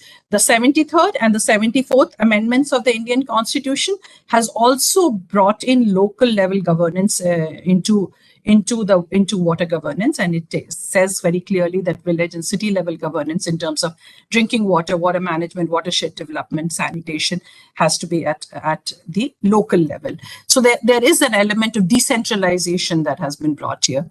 The draft National Framework Water Bill 2016, which is still in the draft stage, yet to be enacted, that also speaks a lot about human rights-based approach, community participation in water governance. So yes, we have done a lot of decentralization on paper, but it's yet to be reflected on ground. So states, again, they are independently looking at the water which is cutting across several, like in India, if we look at Brahmaputra, it actually cuts across Arunachal and Assam, but they look at it more in terms of the water that's there within their region and don't really collaborate with each other. We definitely need, as I said, transboundary organization that can have a holistic view of the challenges, understand and correlate the micro level nuances in the cross section of the sub-basin, and take a systems approach to combat the issues. So what we talked about just now, so we have the national level, which is there, and we have the local level that we spoke about, but we are also, it's very, very important that when we are looking at rivers, we are looking at resources, not just rivers, mountains, forests, we need to look at an integrated approach. The fourth challenge, and again brought out earlier by the earlier speakers also, on information and data gaps that are there, hydrological data. First of all, whatever hydrological data related to the Brahmaputra, which is there, it should be, or related to all river systems for that matter, should be available on public domain for researchers to access them and probably analyze them and take some would serve as a decision-making tool. So that's important. Hydrometeorological, hydroecological data, again, need to be built in the basin. Gaps in flood management. So most of it, today flood management is about response. Yes, we're looking at building dams. I think Dr. Thareja even highlighted about Run of the River project as well. So we are definitely looking at different ways of managing flood, but most of it still continues to be relief measure, and probably we need to also go for a more holistic understanding of floods by incorporating the hydrometeorological, hydrogeomorphological, ecological, and socioeconomic dimensions, because definitely it's the marginalized, the poor, who get affected more when exposed to flood. Gaps in knowledge of social dimensions of water system use and local governance. India has had a very rich traditional water management system, and the Northeast, of course, had various ways in which they had bamboo drip irrigation, they had apatani, they had rice and fish culture. There were many different ways in which they were the Zabo system. So many different ways in they were doing rainwater harvesting and conserving water, but probably all those things have died down completely. So the piped water supply created a metabolic rift between humans and nature. And that's something that we need to really revive in terms of connect of people with water. Knowledge in relation between water and food security. I just said that water probably cuts across all SDGs. So your SDG 2, which is about zero hunger. Agriculture, fisheries, again, when we are looking at building dams, for instance, we need to also look at it. How is it going to impact the agriculture? Like, for instance, on the Ganges, when you look at the upstream, the large number of dams, they've tunneled the water, and there's a large chunk of space where area which probably has dried up completely because there is the agriculture has been impacted, livelihood of people have been impacted. Also, fisheries has been impacted. In fact, the fish move up and down. It's very important for them to move to and fro for the growth of the fish also. So that probably has also got impacted. Better understanding of seismic sciences. I think Dr. Arnab pointed out about this falls in the seismic zone. So when we are planning large dams, and large dams are going to happen because here, in this talk that we are having here, we spoke about COP26. And we are also, when our commitment that we have made in COP26, it's net zero by 2070, but we have also spoken about 500 gigawatt through non-fossil fuel by 2030, and a large chunk of it is going to come from hydro. So we need to definitely take into consideration, understanding of seismic sciences. This is something that I brought out because, we need to really build people connect with the resources, because otherwise people will keep extracting water. Huge dependence on the groundwater that we have today. Almost 80% of our agriculture irrigation water requirement, and 65% of our irrigation water requirement, and 80 to 85% of our drinking water today. We normally say that, oh, it rains a lot in the Northeast and there's ample water. But alongside the ample water, there's ample poverty also, and ample water poverty, because in Guwahati, if you ask somebody, there are people who are drawing water from maybe 800 feet to 1,000 feet. So we can imagine how difficult it is going to become in times to come. So the case of groundwater, I just highlighted. We do have a groundwater framework bill, but again, it has not been enacted. The fifth challenge is hydro hegemony and hydro bureaucracy. So the supply side hydro bureaucracy in terms of extractive. So normally what we talk about, is more about extractive infrastructure, or dams, barrage, canal, tunnels, turbines. And then we have river rejuvenation plan, inter-basin transfer, inland navigation, irrigation, development. But interstate coordination, that lack of interstate coordination still continues. And hydro hegemony, because China is planning to build something, I think the Three Gorges Dam, which Dr. Thureja spoke about, and he also spoke about the Dibang that we are planning to do. But how are these going? It's okay. We are powerful there. We have that. We have control over that place. But how is it going to really impact? The community, for instance, the displacement that's going to happen, the aquatic life that is going to be there. So the downstream availability of water that's going to be there. So I think we need to really do a holistic analysis prior to really getting into building these dams. Interlinking of rivers was again spoken about. We said that, okay, we take water from water surplus to water deficit area. But what about the ecological footprint of that? And perhaps that's the reason it has been kept on hold. Only in few segments we have been able to really link rivers, but we have not been able to do it in the entirety that we had planned to, or we have set out for. It will definitely need a very, very comprehensive hydroecological study prior to even taking up this. Then again, China also has plans like moving the water from the upper reaches of the Brahmaputra river to eastern side to alleviate the water shortage that is there.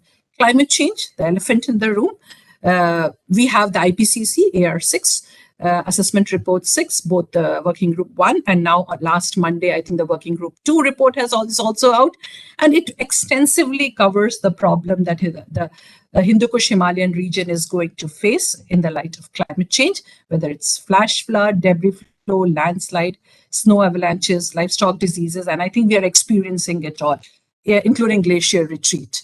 So 240 million people who are dependent on that, and on 9 billion people depend on HKH for water. It's a huge number that is there, and we already have the springs drying up, or they have become seasonal. So 1.5 million springs in the Indian Himalayan region, for instance, have become either seasonal or they have dried up completely. So access to water becomes an issue there. Likewise, retreating glaciers, and we really don't have data when it comes to glaciers. Ground level data is available for very few glaciers. That's there. The seventh challenge, or the last challenge that I wanted to speak about, is gender and equity issues. We need to, very seldom, I would say, projects take into consideration gender and water issue, or equity and water issue. Let's understand that water institutions are gendered, access to resources are gendered, water collection is shaped by gender-based division of labor. Who collects water? So then water scarcity increases, drudgery in water collection, water infrastructure like dam construction have gendered impacts. So when the displacement happen, also who gets impacted? We say we compensate people, but do they get adequately compensated about it? policy prescriptions need to be mindful of these gender differences.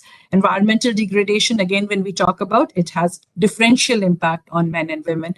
If you look at the data on tsunami, if you look at the data on Hurricane Katrina, or many of these disasters which have been there, if you look at the statistics, you will see more women getting impacted than men. The national water policy, of course, we are working towards the revised national water policy, but the last one doesn't really cover it at all. It just says very little. You know, if you see this is the only thing that I find there. The unique needs and aspirations of scheduled caste and scheduled tribes, women, and other weaker sections of the society should be given due consideration. So a couple of frameworks, just I thought maybe I'll just quickly, two frameworks rather I will look at. So this is one, adaptive capacity attribute framework, where the enablers of change, multi-level and polycentric institutions, I've already spoken about that, participatory approaches and networks, and bridging organizations and leadership. So capacity development, I think the previous speakers spoke about that, but probably when we are looking at capacity development, water remains more like a civil engineering subject. We need to really take it beyond that. And when we are looking at capacity development, we need to really look at a more interdisciplinary capacity building in people, especially practitioners who are going to implement these, the policymakers who are actually designing these policies. So, and the key adaptive governance attributes, the structural attributes that are there, the process attributes that are there, and the feedback attribute, the science policy domain. There's also now the concept of citizen science is picking up, where you're using community to collect data. So probably that is something that needs to be also looked at, and multi-level perspective. So we need to take a landscape approach rather than taking in isolated. It's like the nexus approach. I think we keep talking about food, water, energy nexus, but I would say food, water, energy, community, climate change, all these things have to be looked together at a landscape level. That's there. The regimes and the niches have to be. The other one that I wanted to actually, I'm sure all of you would be familiar with this also. This is by the UN the Water Security Conceptual Framework, which very clearly highlights about how we need to look at ecosystem services, water-related hazards and climate change, economic activities, drinking water and human well-being. Already the Niti Aayog report that is there, the composite water index report says that with business as usual, 40% of Indian population would not have access to water, drinking water. So I think we need to really look at things differently. Good governance, transboundary cooperation, financing, peace and political stability. Thank you very much. So I'll end with this.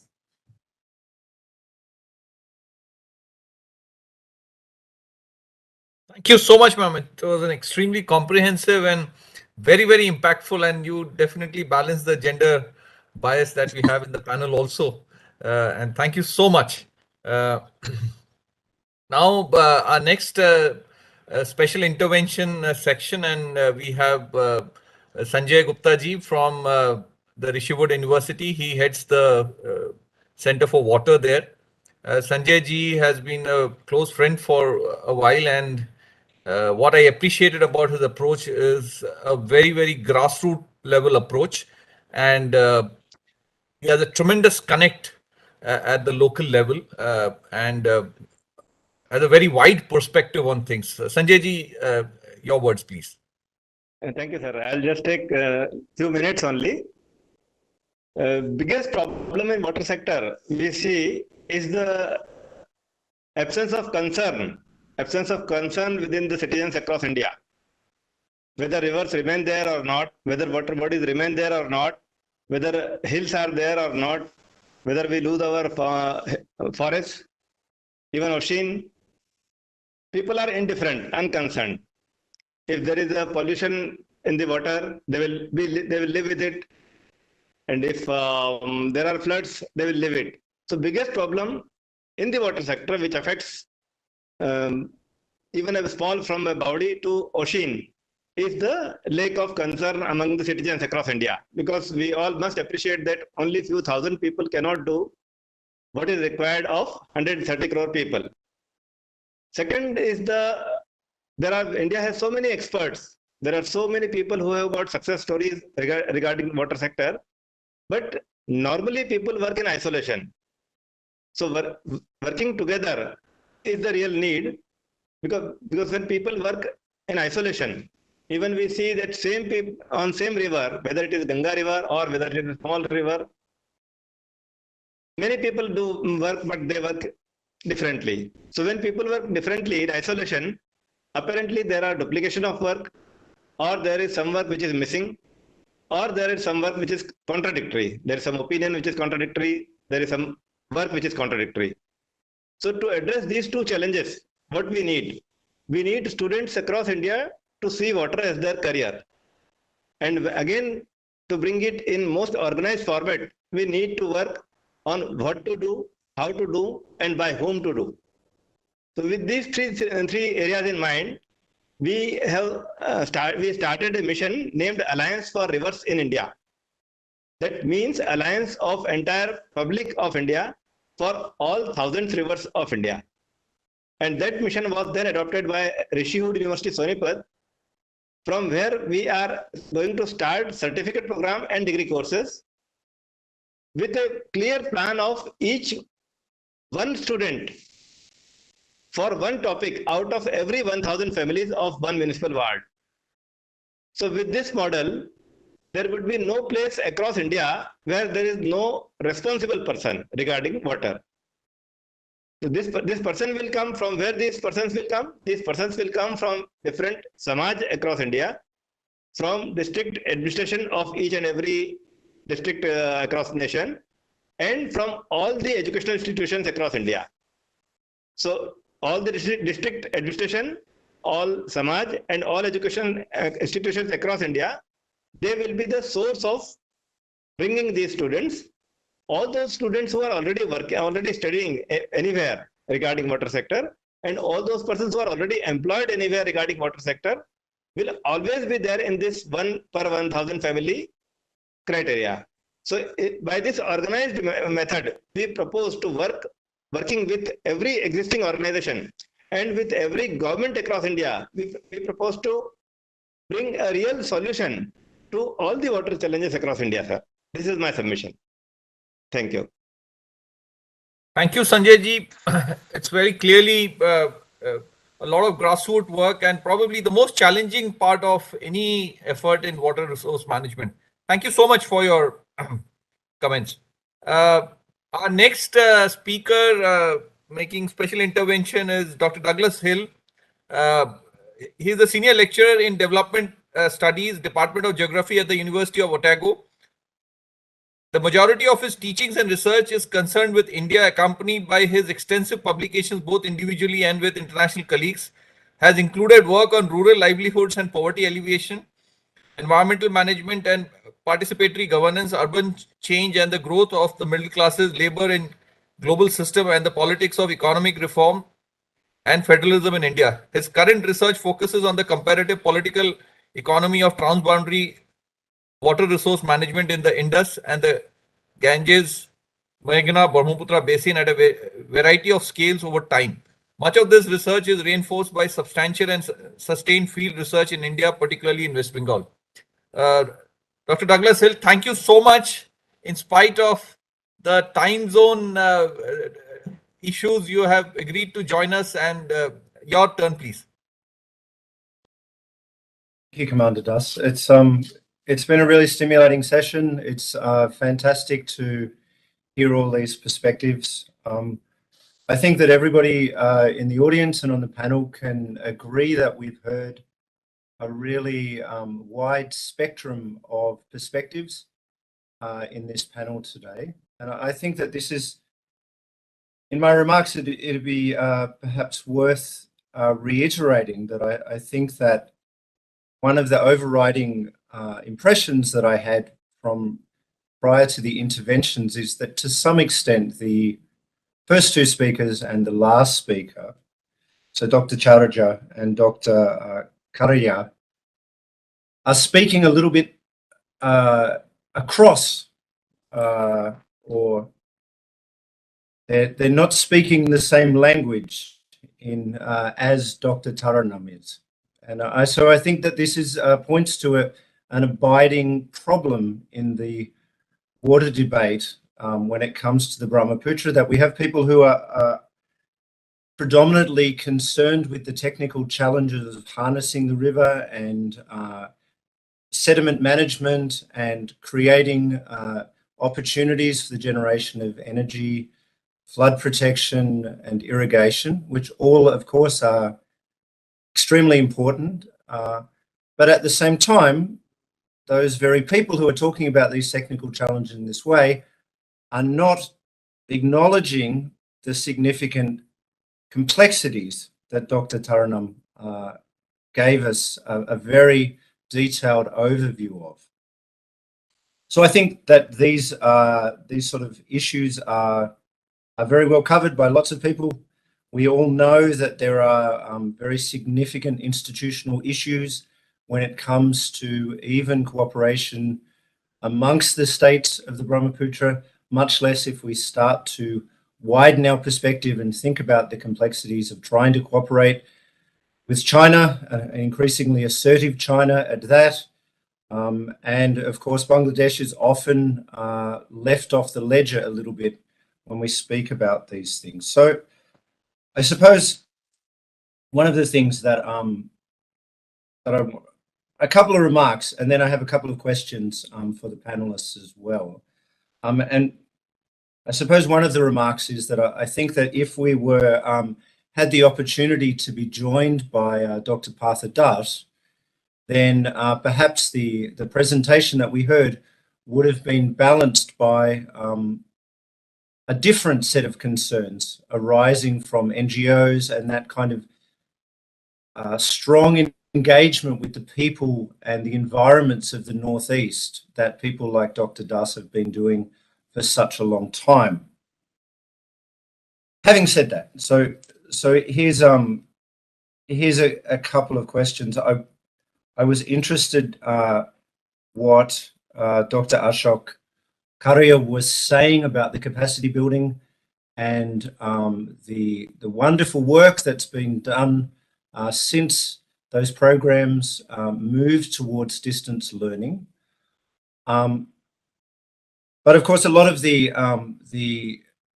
processes that he was outlining there, it strikes me that they're reliant upon having very robust and transparent data in order for the students to learn how to model these kind of systems, sub-basins and transboundary basins, etc.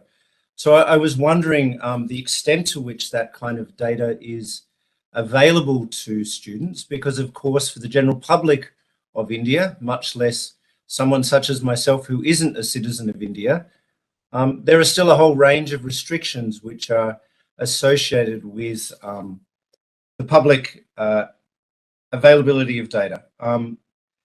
So just to, so that's my first question. I'm sorry, I'll use my my platform here to ask a couple of other questions in that sort of sense. I was interested to hear Dr. Taranam's very complex outline of all of the many different challenges that are there, and I was wondering about her opinion, and I suppose this is a broader question to the panelists more generally about the institutional setup that prevails in the Brahmaputra. Obviously, the Brahmaputra board has been there for a very long time, but there are many people that suggest that it hasn't really been able to achieve an integrated management process where those polycentric governance that my colleague was talking about is actually able to be put into place in an institution like that. Now, of course, we have the movement towards a whole of the lower basin in the context of the Northeast Water Authority, and so it will be interesting to hear the panelists' perspectives on how viable that is going to be. And then just on the question of data, Obviously, there have been long-running concerns, and there has been a lot of hyperbole associated with the extent to which China is giving good quality data to India for the money that it pays for that. Many of you would have seen articles by people like Jayanta Bandyopadhyay and Nilanjan Ghosh, who are essentially saying that actually India is not getting the kind of quality data that they need, that when the last hydrological station in China at Nuxia, and then the first hydrological station in Tuting, there's a 320 odd kilometer stretch there that is very important for us, for our understanding of peak season flows, etc. But that's actually something which India doesn't currently have the capacity to understand that kind of flow data. And then I've said many things, but this is I guess a provocation or a challenge to the panelists.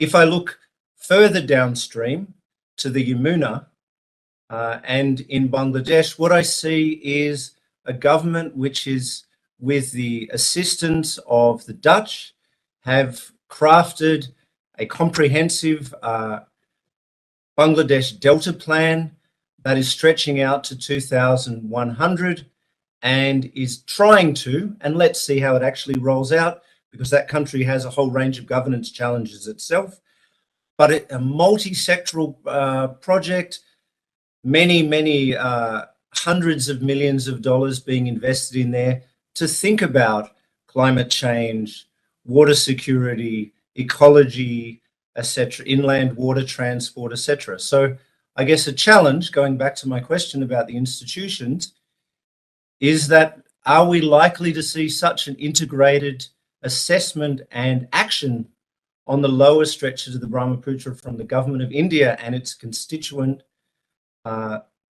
states, Arunachal, Assam, bringing in Bhutan, etc., etc. So just a few things to think about, and I welcome your comments and questions back to me if you like. Thank you so much, Dr. Douglas. It was extremely frank, and I think the challenges of policy making is extremely complex, and there can be no straight answers to that. And if you look at India itself, it's a very diverse country with all kinds of challenges and aspects to be covered. And I'm sure the points raised by you, I don't think we have the ability to answer directly because we don't represent a government setup, but our effort is to provide nuanced inputs for their consideration, and from there on, how they take it forward is something we would leave it to them. But definitely we will keep track of these things and try and discuss various issues to take it forward. Our next speaker is Commander Mahendra Kumar from the Inland Water Transport Authority, and he's my colleague from the Navy also, and we would request him to give his perspective from the Inland Water Transport Authority's aspect. It's been not very long that I have been in inland waterways.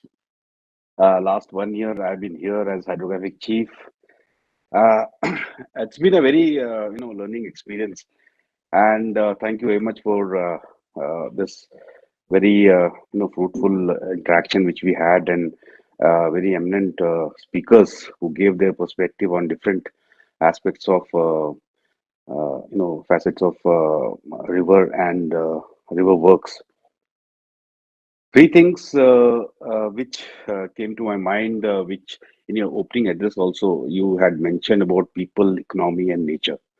When we talk of UDA, yes, UDA is a very important tool today, which is very much required in the present scenario, especially in Brahmaputra and COP26 when we speak.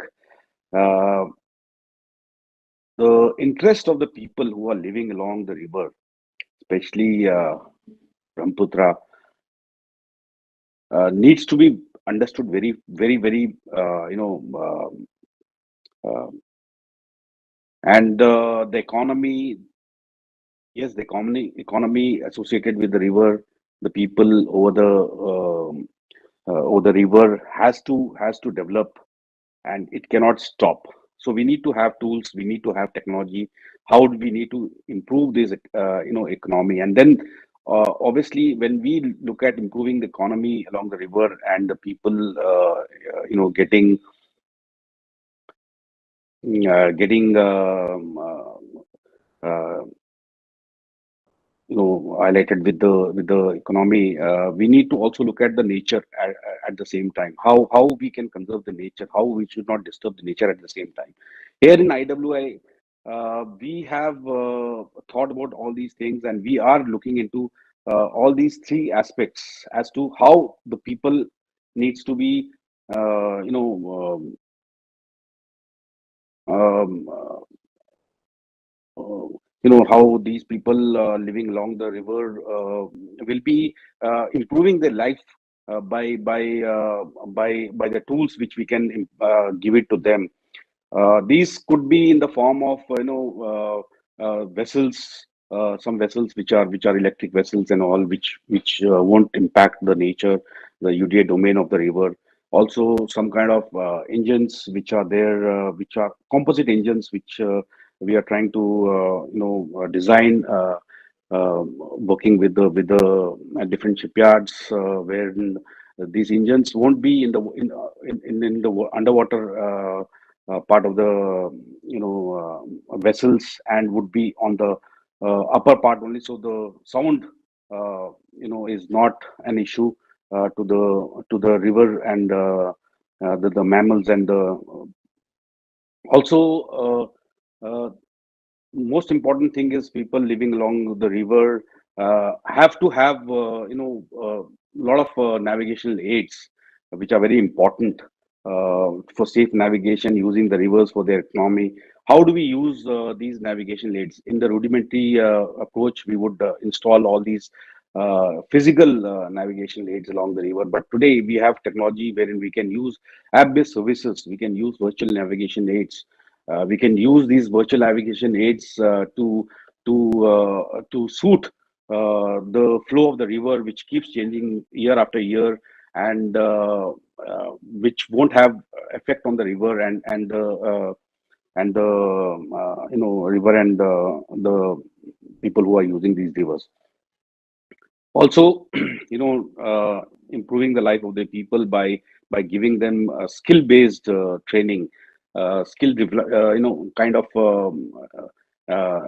technologically driven skill based development in understanding the river, to help them develop their economy along the riverbed, would also impact a lot in this UDA domain. When we talk about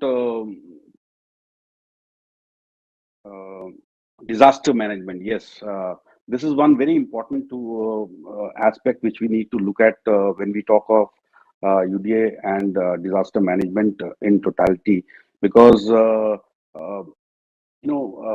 today with technology we have different tools which are available, which we have implemented in NW1, wherein we have a chain of RIS, river information system, along NW1, that is Ganges, from all the way from Banaras till Haldia.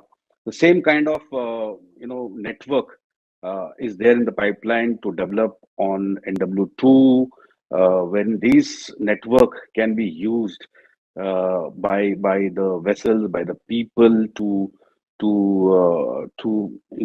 help them during any disaster. We have also uh,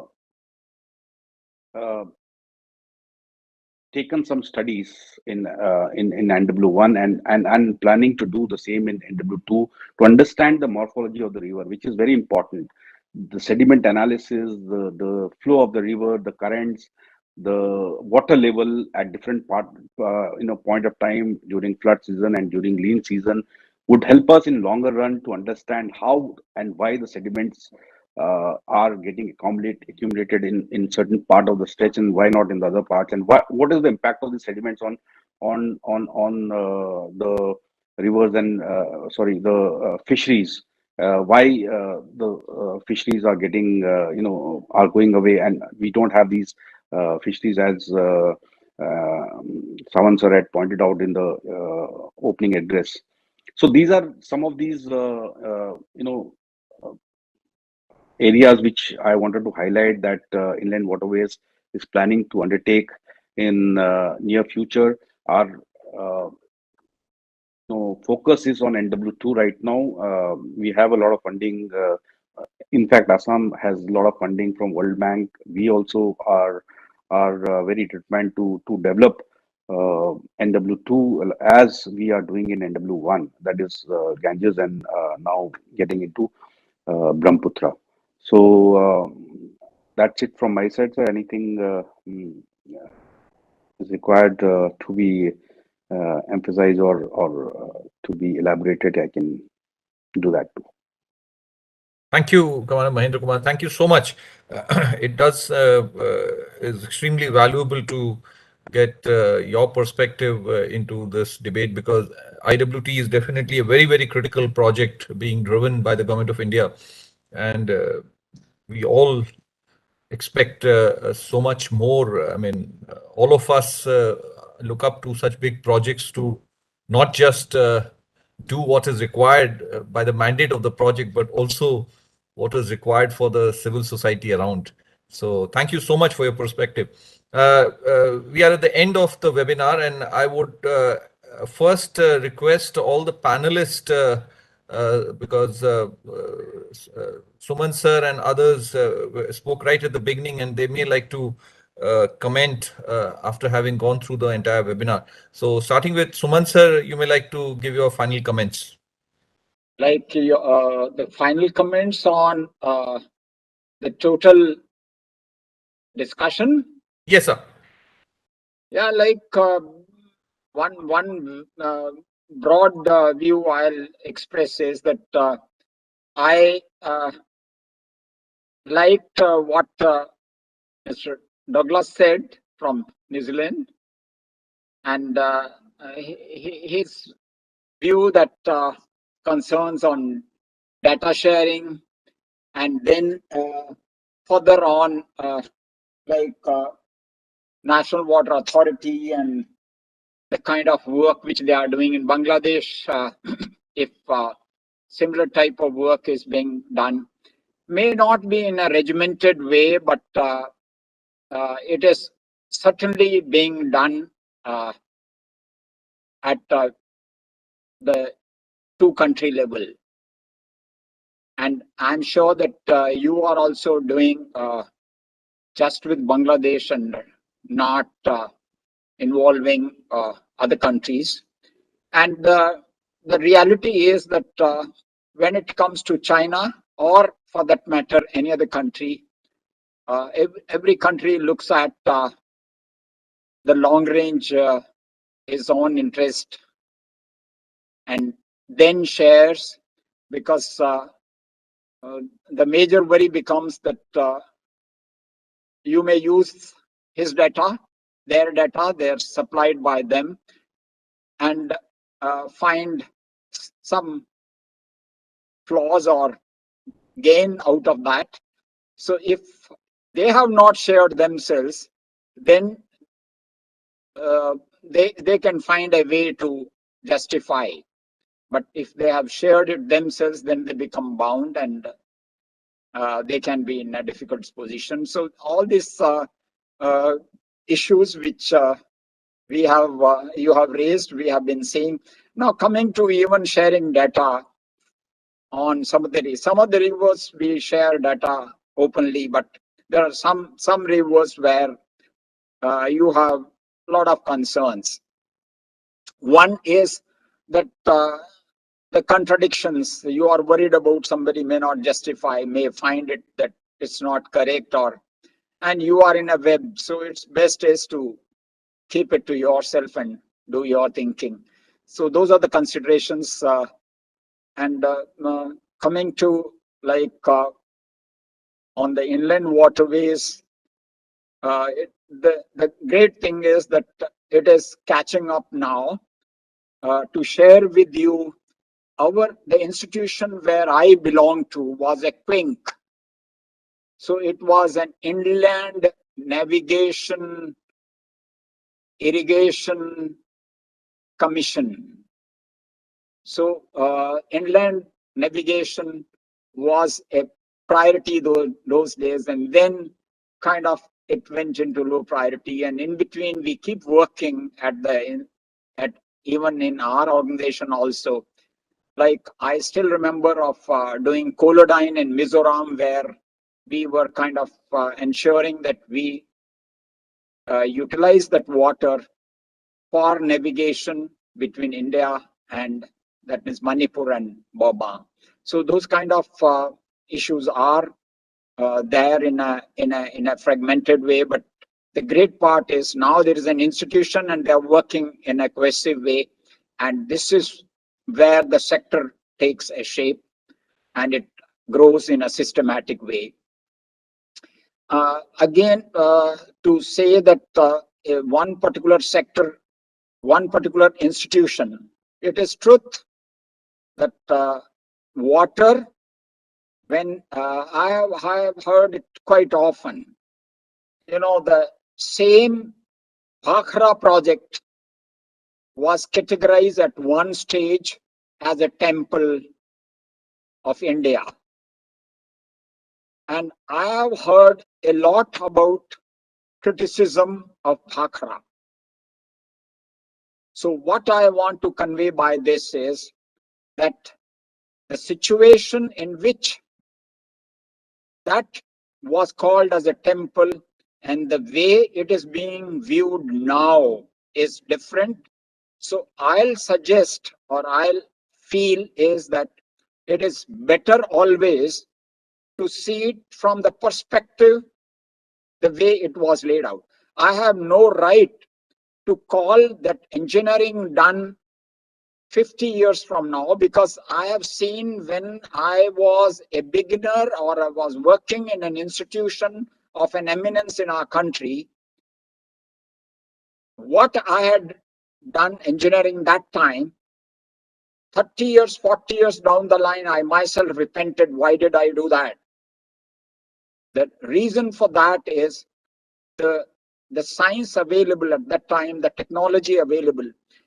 And what I said is the change which is happening by the material technology, by the demands, by the pressures, by the needs, they dictate your engineering. So sometimes you have to go through that criticism at times when people more often say that this was done not in a right way.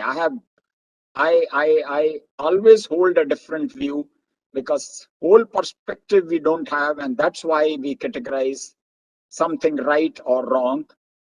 So like it is, truth is that water resource engineering, like even in Central Water Commission, there has been a thinking many times within the institution that you should have people from cross disciplines sitting within, rather than coordinating with them as outsiders from different institutions.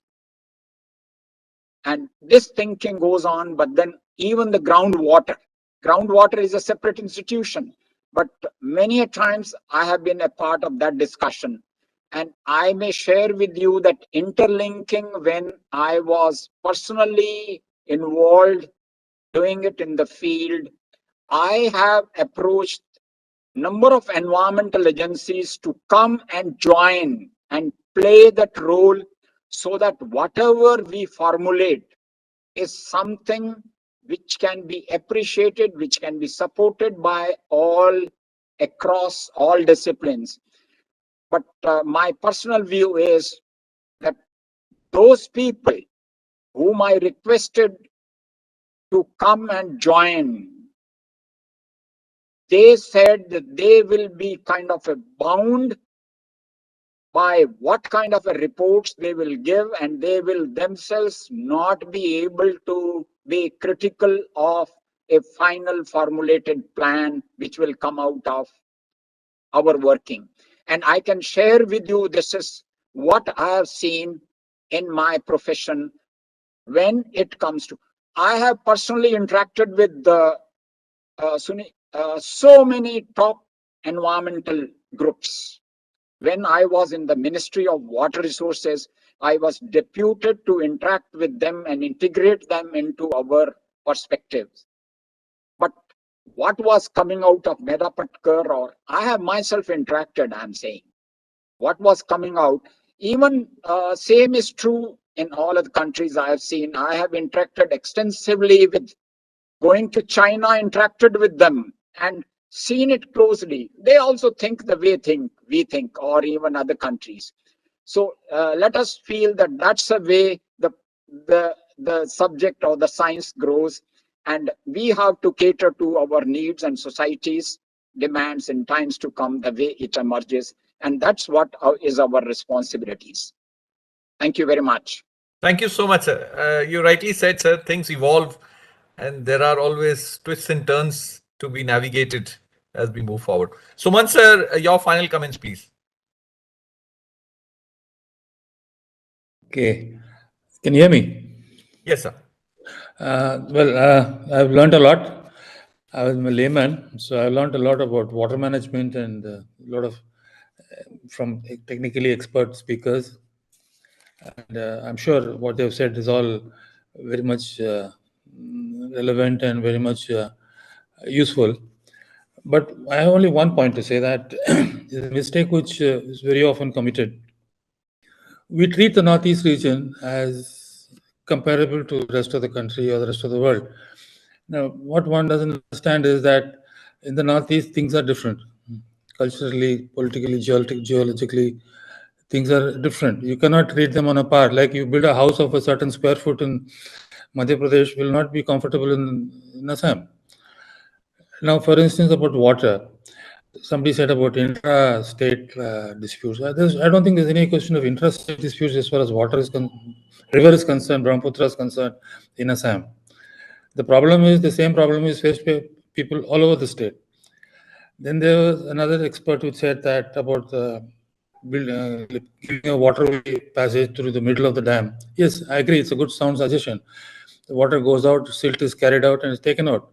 But nobody discussed about what is the condition of Brahmaputra. Is the Brahmaputra able to carry that silt? Nobody bothered to. Nobody. Sorry. Please don't mind my language or anything. There's no malice. I'm just speaking as a layman. Nobody has mentioned that the bed of the river Brahmaputra has risen, which is what has caused the major problem of flooding and land erosion in Assam. Now, if you send in the water with great force, it will only add to the silt. It has been practically experienced, I think, 2-3 years back. But there was a certain discharge in China, Tibet, in one of those dams. Suddenly, the waters turned Brahmaputra turned muddy, which has never happened in my entire state in Assam of more than 38 years. I've never seen a water like that. It was murky. So then it's most likely that the silt has come and mixed with the water and probably settled on. I'm not an expert, but that's the general feeling that we feel. So I thought I would learn is how the problem in Brahmaputra can be tackled because of the lack of depth. How the channels can once you release the waters from the dam, it should have a channel to go. So how do you develop those channels in Brahmaputra? I think we should have had more discussions and more pointers as to how to develop that channel, because it's only that way we can solve the problem of flooding. Because earlier Dibrugarh was a very narrow river. I mean, Brahmaputra was a narrow river, but now it has sort of widened up and swallowed so many other rivers, created Majuli Island, for example. Dibrugarh town has vanished, for example. And like that, there are many such instances. So that problem, I think, has to be solved, because that's a very current problem. Only if that is sorted out, then we can have the river flowing again, and we'll have water available. I mean, water availability is not a problem. The dams in the Subansiri, Diang, and all those in the upper reaches are mostly hydel oriented and maybe to some extent to check flood control in the valley. But water supply does not really cater to water supply, because water is available all along the river. That's a different issue altogether, different study altogether. So I won't go into that. But what we should do is whether how the river water which is coming in is able to flow out of the state through the river and not cause flood and depredation. At the same time, have channels which will enable navigation, enable fishing, enable any other sort of surveillance, whatever one can do. So that I think needs a little deeper study, and by people who would stay here and experience. Because, for instance, we can't have experts, technicians from outside. I was telling Dr. Das the other day when he met me that we should take the local fishermen and boatmen who stay there and take advantage of their knowledge rather than on the English engineering textbooks, because they have more practical knowledge on how that river is, because they are managing the river every day of their lives, which we are not. So I have a feeling we should have, it's good to have webinars like this, but we should have the more in-depth study of how problems in the Brahmaputra can be tackled. And in all, it has been a very educative experience for me. I mean, I've learned a lot. I have nothing against this thing, but only I give my points of view as being a resident. I mean, more than half my life I've spent there. So I feel that these points should be addressed to alleviate the suffering of the people and also to better utilize the mighty river which has been provided by nature to that part of the country, along with all these tributaries which come into the river. Thank you very much for giving me a chance to be a part of this seminar and webinar, and I hope some good will come out of it. Thank you. Thank you so much. Thank you so much, sir. We definitely appreciate what you're saying. And apart from these webinar series where we are trying to get as many experts, as many well-wishers of the river to come and talk and raise questions, and maybe we'll find answers to some, and many questions will remain unanswered in any case. And in future, we will find some answers in probably a different context, if I may say so. And apart from this, we are also requesting the different experts to do a small study project where we request them to address a few issues and kind of write a small report of say about 10,000 words, so that these aspects are brought out, highlighted, and actually researched articles come out of it. Going forward, we just have 5 more minutes. I'll request Ashok sir to kindly give his final comments. Actually, thank you for actually having me, and very nice presentations, no doubt about it. And this further strengthen in a big way that dialogues are very necessary. Pointed out by Mr. Douglas that there are 2 different ideas were discussed here, and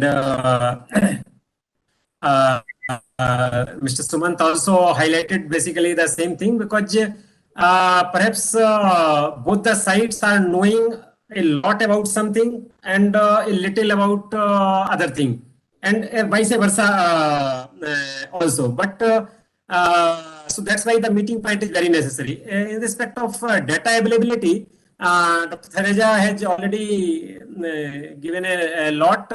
In India, basically, we have this National Water Informatics Center, a separate department itself under Ministry of Jal Shakti, wherein they are maintaining a large pool of hydrological and meteorological data, which is being used by the common people as well as researchers or other people.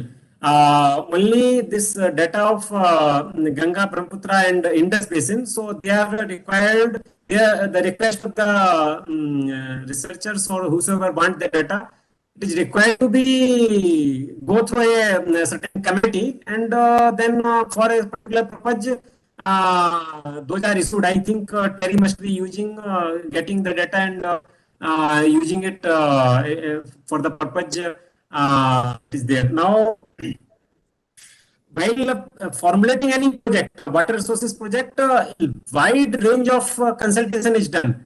It is not only that civil engineers are actually doing, civil engineers are doing their part, but then everybody means the agriculturist, the local people, and environment, those consultants, public level, public hearing.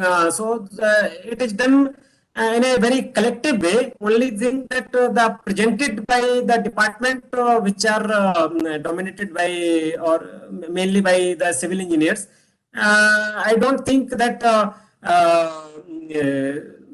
this is something not good.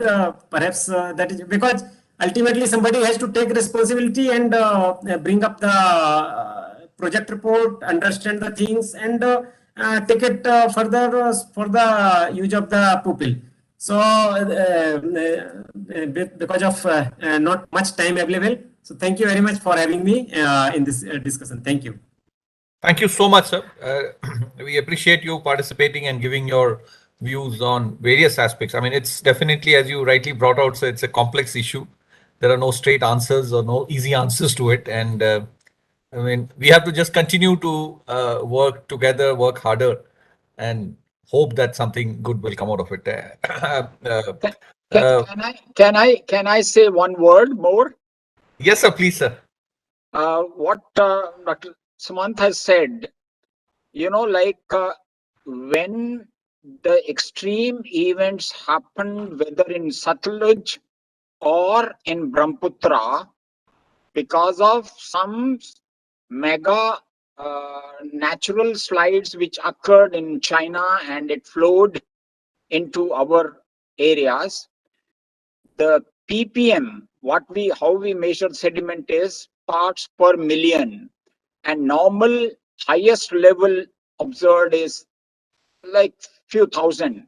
Then it became few lakhs, and those extreme events do happen in the past and all along, but to acquire the regime, they take many years, and certainly the science has understood it all from the nature. Our engineering has understood it from the nature.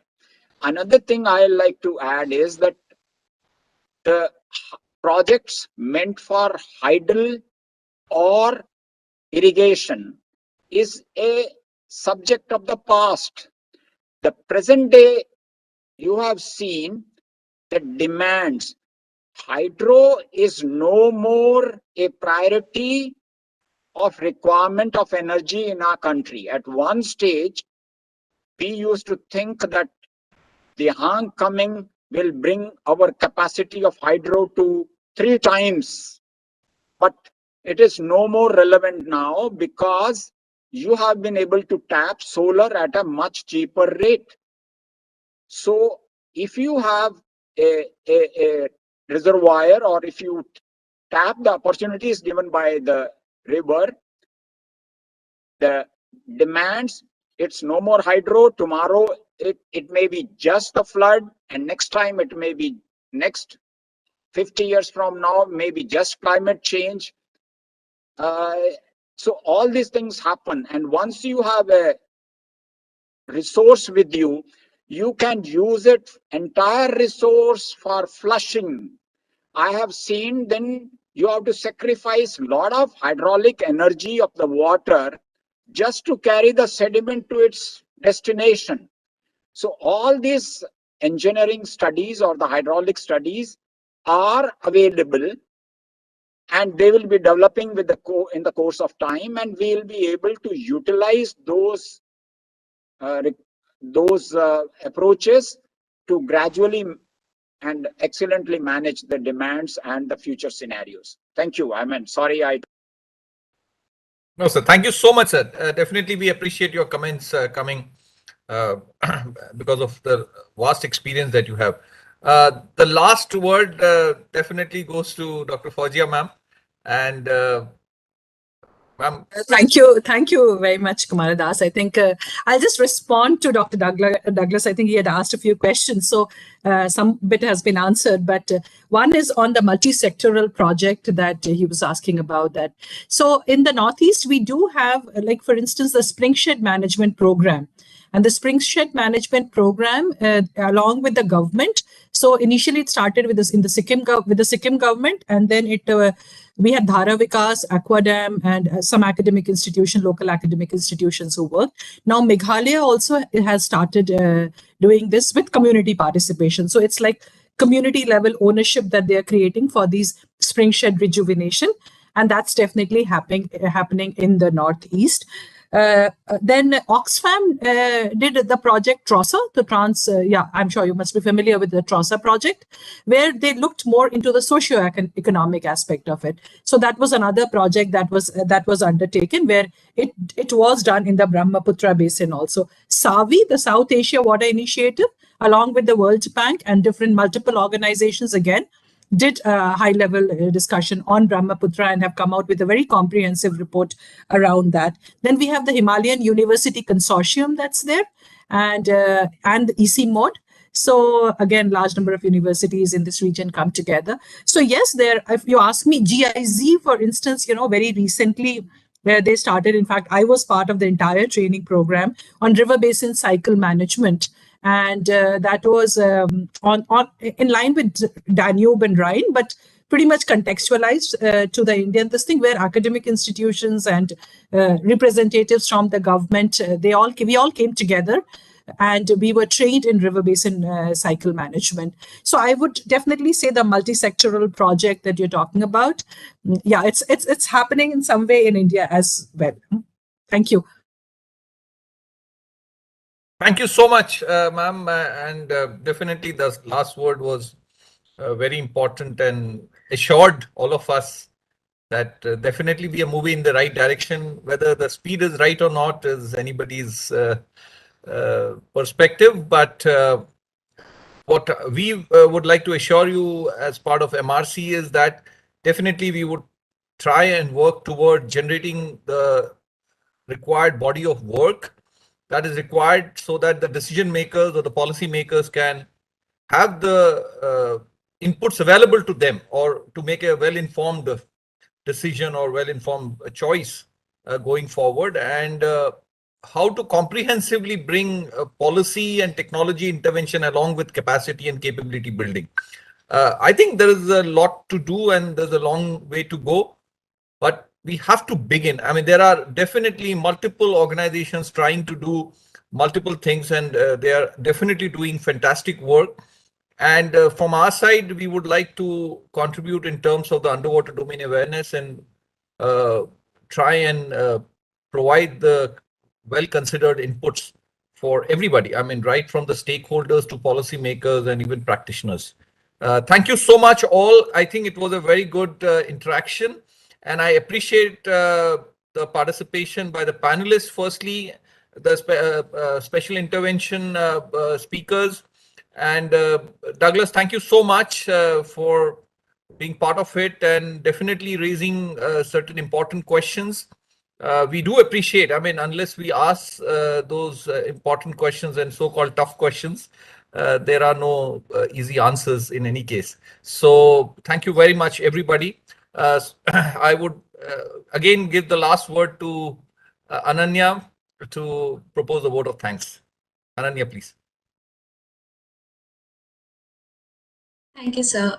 Good evening, everyone, honorable speakers and all the participants. It's such an honor for me to get this opportunity to thank all the dignitaries on behalf of Maritime Research Center, especially my mentor, Fauzia ma'am. And I would like to express my gratitude to all the esteemed delegates for the webinar, for their presence and the contribution to make this a great dialogue through a thought-provoking, enlightening, and insightful discussion along with the shared views and expertise on the domain and the river. Thank you for inspiring us and encouraging us always, and wishing everyone a very good health and a very good day. Thank you. Thank you so much. This brings us to the end of today's webinar. Thank you very much.